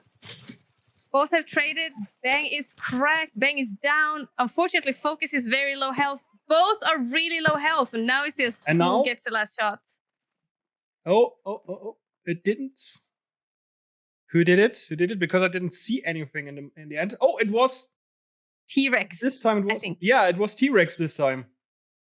Yes. That was just basically who gets the next bullet. Who hits the next bullet was going to determine who get that, because both of them were one shot. Both of them had just a sliver of health. And the Valkyrie managed to get the last hit with that. I think it was a Mozambique they were using, which is basically the worst shotgun in the game currently. Well, as long as it functions, I don't care if it's the best or the worst. And in this regards, it worked. So we have a different outcome from the games before. So especially for the tension, it's a nice pace of change. Yes. Change of pace. Absolutely. And we can see that Bangalore is actually smoking off, being able to take all of the healables from that waterfall, probably be able to take all of the materials as well, making sure that they get a little bit of advantage for next round. Ooh, nice shots there. Enemy shield broken by nice timed and well shot gun rounds. Yes, and T-Rex are trying to play quite aggressive on top of MG Action Team, but MG Action Team managed to have some people to be able to help protect each other. We'll see if they will be able to capitalize on that knock that they have, or if they do need to go back and reset. Currently, MG Action Team only has one person alive, and T-Rex has... Oh, yes. Nice utilization. Flanked. Okay. I wanted to say it was a nice one-on-one, but then, okay, if you go against 3 people, you always have someone who's coming from the back. And in this case, no chance for MGA. Yes, luring out the 1v1, and then when you have 3 people alive on the enemy team is really, really difficult in arenas. However, when it comes to 1 versus 2, you are able to, if you are sneaky enough, you will be able to get that 1 versus 1. But it is still very, very difficult because of the small map and because of the very low possibility of running around and trying to use the size of the map as to your advantage. Absolutely. And it's really interesting to see that they changed their strategy, because in the first 2 rounds, or the 2 rounds before, they used the smoke to get all the health items. And now it seems they didn't split up that time again. Okay, I was wrong. But this time they were expecting them to do that, so he had some shots getting into it. And then there's another long-range battle. Yes, absolutely. I still see that both teams are playing quite passive and they're not really being that aggressive to each other. So that is, I think that they're trying to just make sure that they're not getting picked off, because I've seen MG Action Team trying to go in a little bit on healables, but they are getting a little bit punished because the T-Rex are shooting at them and they're trying to get a little bit of poke damage on them. So even though that they get the healables, oh, nice! Almost catching that Gibby off guard, and now they're trying to go up, and that will lead to the end of that Valkyrie. That is so unlucky, which is the cons of her passive ability to be able to shoot those rockets, but she is going to be quite immobile. MG Action Team still has all 3 alive. They are quite close to the ring. They need to make sure that they're not getting picked off. The circle is coming in and doing so much damage. It's not to underestimate. It's more damage when you can get what you get in compared to the Battle Royale. And now we have another round 1, and it was a really, really close match. Even though it was. That it is quite unfortunate that T-Rex had 2 people going down, and Lifeline had to go and try to be more passive and trying to get heal up and reset that match. It was very unlucky for MG Action Team to also have 1 down by the ring. However, they managed to go up and shoot that Lifeline from 2 different angles and ensuring that they won the round. yes. So let's see. So far, I think that they are still being quite pokey. They're trying to poke each other. They're trying to not be very aggressive. They're trying to play it a little bit slower. Now when the ring is on the other side, it might be also good because they're going to have a little bit more cover. It's not going to be as open. Here on this side, I think it could be more beneficial to have mid to short range weapons. However, when it comes to being on the other side, long range weapon is quite beneficial in my opinion. So I was hoping to see a little bit more snipers, but unfortunately we've seen quite close range. Like for example, the R99, which have a really high fire rate, but it doesn't have that good range and it has quite a lot of recoil on it. Absolutely. Currently, they're just trying to take it easy, trying to not push as much. Oh, we see a Gibby ult trying to push out the team from the high ground. They're probably going to try to capitalize on it by pushing in, being a little bit more aggressive because they're able to zone out the enemy team right now. They're using the bubble to push in. They're trying to use it so that they can get a better position, hopefully being able to get a little bit more damage on the enemy team, getting some more angles. And we can see focus is being cracked. They need to go back and not... Oh, we can see... Oh, that was a really good ultimate from Horizon. She used her black hole trying to capture them, meaning that they were able to isolate Lifeline from that fight. Yeah, Kanguni here had to defend on 2 sides, but in the end, he wasn't able to withstand the attacks of the opponents. Really, really strong there from the T-Rex, I guess. Yes. Currently, what they did, MG Action Team, they were using 2 ultimates, meaning that they will not be able to have an ultimate this round, but they can buy it again in 2 rounds. So I guess that's what they were trying to do when they were running around getting all of the materials, making sure that they have enough points to both buy the ability of the ultimate and buy good guns for it. Because we could see that the black hole that Horizon threw out actually did isolate Lifeline from the rest of the team, meaning that she was able to be picked off. Meanwhile, the other team could go for the 2 that was isolated on the other side. It was... Sorry, please. We have both teams approaching the middle of the arena, and again, Rio Kenjix is gathering all the health items he can get while utilizing the smoke of the smoke nade. While on the other side, yeah, T-Rex is trying to land some attacks, but even they only managed so far to destroy some shields. We have a sentinel in the game. Ooh! Yes, Yes, someone did pick up a sentinel, which is a sniper rifle. So now I hope that René will be happy to be able to see that as well. Absolutely. Oh, the voice of the background is here. But yes, I'm also happy because I like sniper rifles because they, compared to assault rifle or SMG, is I say more difficult to handle. So if you have a nice sniper rifle player, it's always something to see.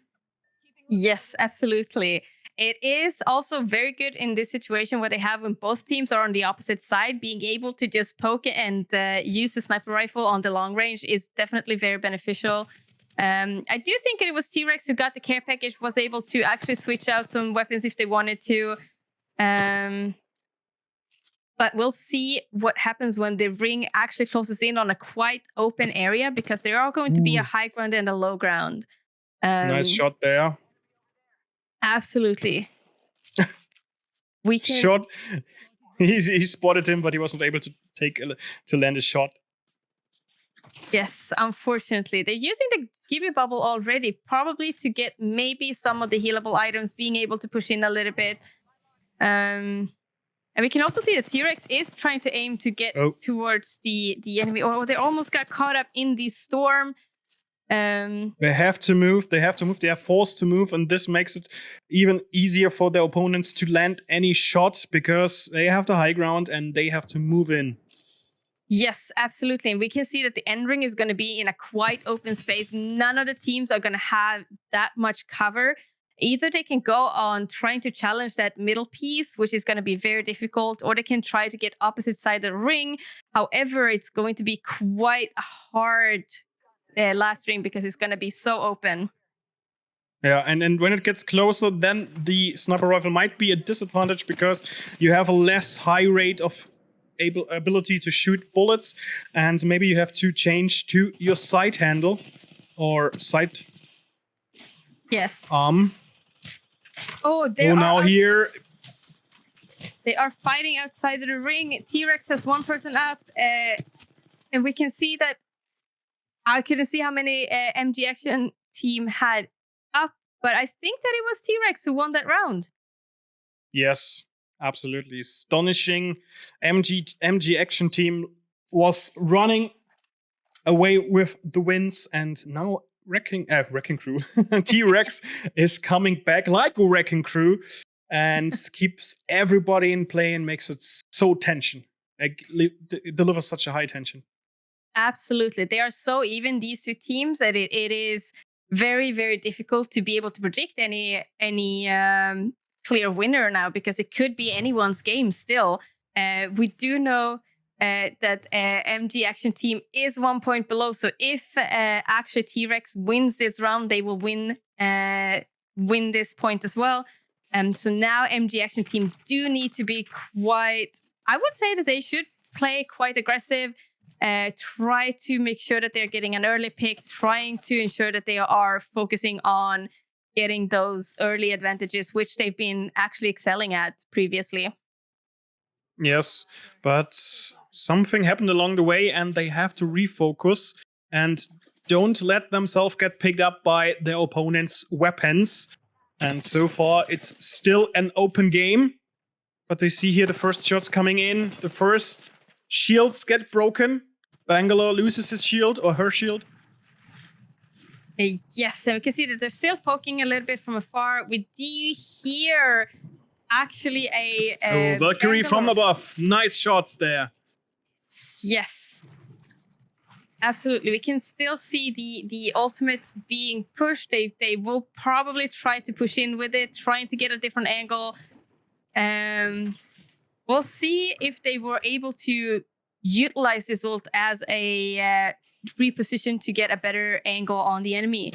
But I think that T-Rex MG Action team has 2 persons down. Will Fives be able to... Nice answer. Oh, that is good. They also... Yes, they do have the digital threat, meaning that they can actually see the enemies. Now they just need to play it safe enough. Oh, that was a little bit of panic. Now they only have 1 HP, and T-Rex takes the win. Congratulations. Yes. That is amazing. That was such an exciting end game with 1 versus 1, seeing the Valk versus the Bangalore. Unfortunately, the Valk was able to position herself outside of view from the Bangalore, so she couldn't see exactly where she was landing, meaning that the Valkyrie got the advantage over Bangalore and managed to clutch up that round, which was very, very beautiful. I thought that the Bangalore was going to be able to shoot the Valk down, because when Valk is using her ability, she will be immobile and not be able to use her guns. However, the Valk used her mobility to position herself so that the Bangalore couldn't see where she was landing, meaning that the Valkyrie managed to get out her gun and eventually finish off the Bangalore. That was so exciting. Nice play there in the end. Nice play there in the end. And I hope you guys as excited as I was. And now, do we have a winner?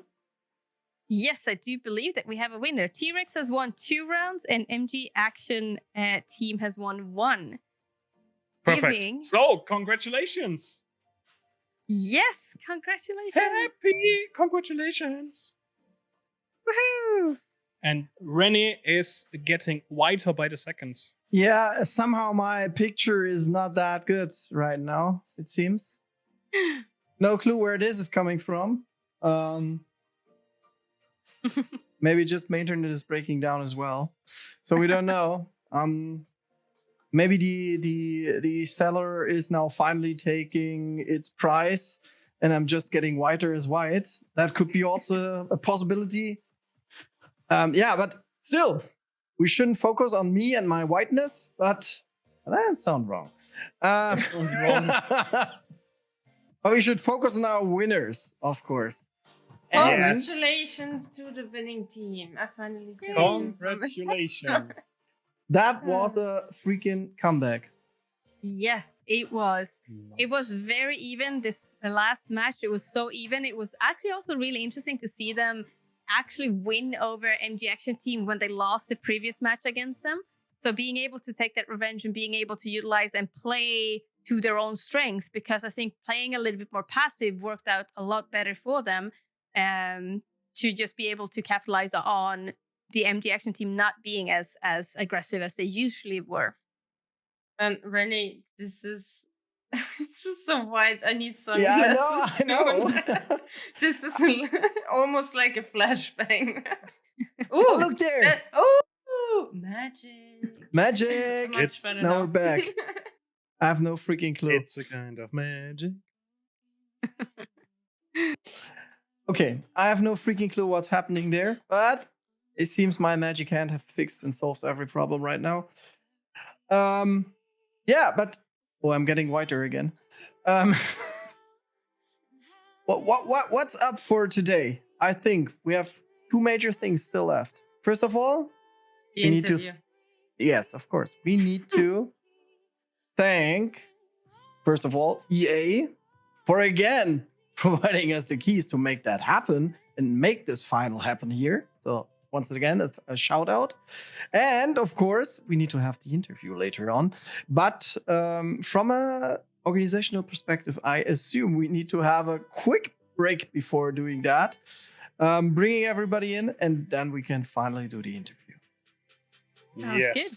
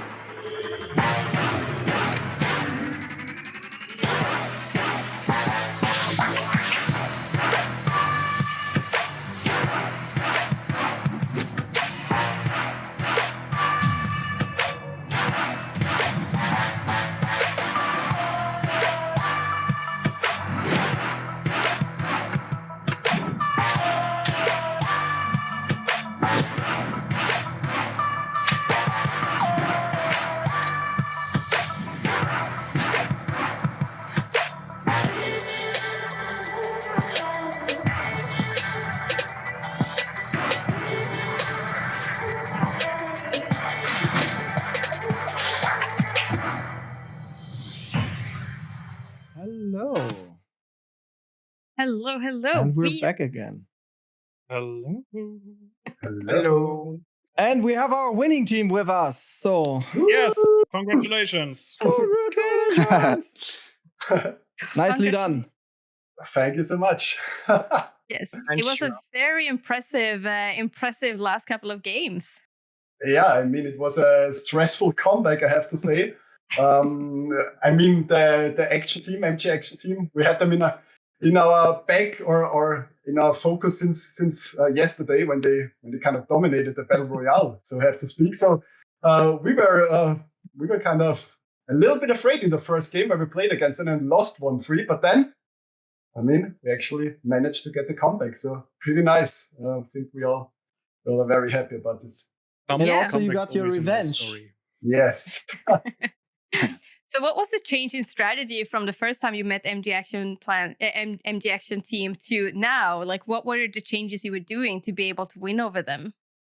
Yeah, I mean, one big thing was, like I said, we were a little bit more afraid in the first game because we had respect for them and we said, okay, kind of played slow and let's see how they're doing. And they were kind of pushing us the whole time. So we kind of went out of our way, and we lost the game from that point on because the morality and all of that. So it was then lost from this point. And then for the next thing, we said, okay, I mean, we're also good players, so let's get together. Let's be self-confident and kind of hit them with their own weapons, so to speak. So we also started playing a bit more aggressive and around the circles a little bit more.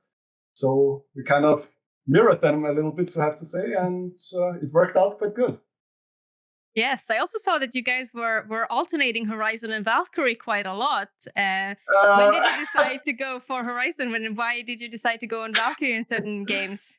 So nobody decided that. Actually, the plan was to play Valkyrie the whole time, but I played some solo queue games before that, and I played Horizon. So the mind-muscle connection kind of flipped to Horizon, and I played it. So that's what happened there. I think we made it work for one round with some kind of strat with the Q, but after that, the plan was the Valkyrie from the whole time, actually. It was kind of a misclick.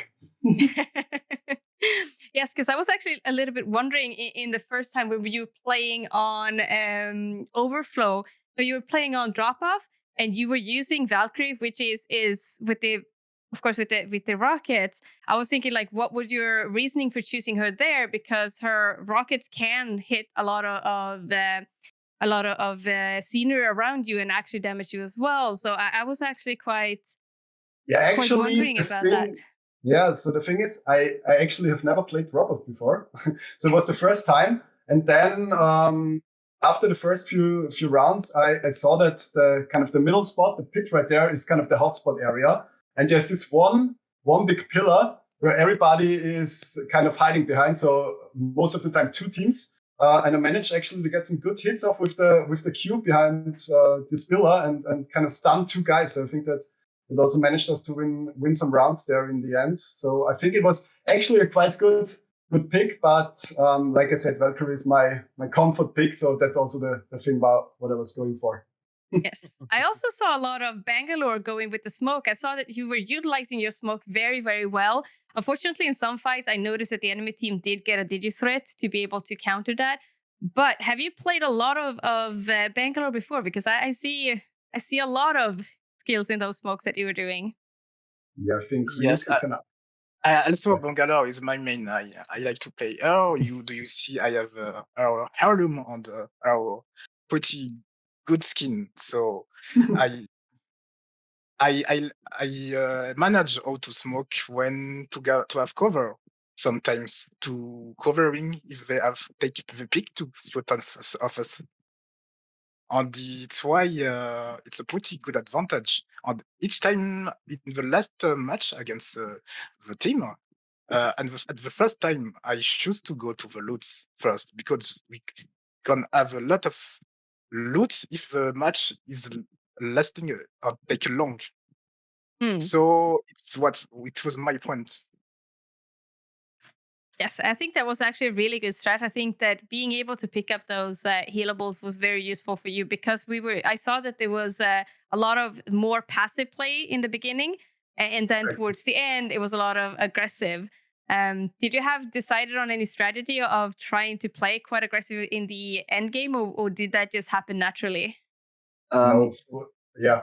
Go ahead. I think also we got analyzed on the each member on the team, so we know exactly which one we need to focus first. So at that point we got a lot of kills, but doing this strategy. I think our tactic was with the Bangalore smokes to get the loot and the healables, and then to regroup. And then when we get someone low, then we push this guy together. So in the second game we played against MG Action team, I think we played way more together as a team as well than in the first one. And we also tried to focus the critical points of the maps. So that was also, I think we managed to push certain areas way better than the first game on Drop-Off. Yes, absolutely. I think you also utilize the high ground quite a lot on Party Crasher rather than on Drop-Off, which was actually quite interesting to see. But Florian, René, do you have any questions for our team? Actually, you already brought them all up. So as we're not the experts, you already picked off the easy questions. Basically, it was actually the very first question. So what you actually switched or what you changed to get the second game for you after being thrown off by MG Action Team into the loser bracket and now having your revenge and your comeback. But you answered that already at the very beginning, so you just picked my question. You gotta be quick, that's why. Yeah, it seems so. Yes, Florian, do you have any questions? Well, I can only congratulate you guys for being Thank you. such an amazing team. And, well, I'm looking forward to see what you guys will provide us with when it comes to the best game in the world next week. Aw. No. Apex is the best game, right, team? I'm biased, so we'll see. Okay, but still, congratulations, folks. You've been officially the winners of that contest and officially the pain of the ass for everybody else. So nicely done. Thank you. And hopefully you can sleep well tonight. So For pretty sure. tight, pretty good. And don't relax too much because next week, as Florian said, probably not the best game, but a game will be played. The best game. And let's see if you rule that game as well. For sure. Any last words from your end, guys? I mean, Thanks, guys. you saw us in Apex Legends. We will come back strong in League of Legends. Strong words. We will remember. For sure. Thank you so much, guys. Thank you. Yes, Thank you. And here we are back. We're back. And After you are some- back. Yeah, after some organizational. That was good. I like that. After Yeah. some organizational clarification, we're back now. Okay. Because there were a couple of things still left out. Maybe we just take a quick glimpse on the leaderboard, I would say. We should. Ah, that looks lovely. So we have a Thank you. pretty. You too. Always you, but you look also pretty. Kate, you might give us the honor once again. So you're our leaderboard fairy. Yes, of course. So, on place number 1, we have Smoke greater than Frag with a total 440 points. Second place, Perplex Pandas. They are crawling up the leaderboard with 410 points. And Team with 360 points. So last time they were in place 5 and now they made it up the leaderboard. So you can see how quickly things can change. And also very happy to see Where Is My Team Gaming managed to gather more points and currently on place number 4. And T-Rex, who absolutely wrecked the game today with 300 points on place 5. And we can see there's a couple of more people down there. So if we just look on the points, so there, that's a close field, to be honest. So looking at the next week and League of Legends, I think I very confidently can say everything can still be changed. So there could be some underdogs which are coming up to place 1. Everything is in, I would say. Absolutely. Now, back to us for some final words for today. Then, as you introduced it, go for your final words. Going for my final words. Well, thank you so much, guys, for participating today, for great performances, and for us having exciting matches to watch. Marina and sadly Felix not here, but also Felix to you for great commentating. It's really a pleasure to watch this. And then, of course, many thanks to the team behind it, and also to our producer, Good Game Global. And to all our other partners, such as EA, thank you so much for making this possible, that we could get our own service. And thank you to... I'm gonna say it again. I think I'll do it just on purpose. Heart rate. Wow. No. I'll leave you the honor, René. So again, a big shout out to Hype Rate. Finally, Kate will learn that as well. And I see the heart is beating from Florian already that strongly. Yes. He saw me. That's only because Kate is here and Marina are here. I thought it's because of me. Shh. Okay. I'll tell you later after the stream. Will be our secret. All right. And then finally, thank you so much to our partner Rocket for sponsoring the peripherals, the prizes, and next week we can see who's winning what. And with that, what? Most important, sorry to interrupt. Push up the hype. Next week is the final week, which means we also announce the final winner, the overall winner, the AGL winner, the trophy holder, the best of the best of the best of the best. Top of the crop. And not to forget, next week we will find out which team has the best team name. Florian, you still have a week left to find your golden pineapple. I have no idea where it is. So a lot of good stuff is happening next week. And with that said, teams, good luck for the preparations. We are very thrilled to see you next week. And we wish you a lovely good night. Bye. Bye-bye. You take the wrong and you make it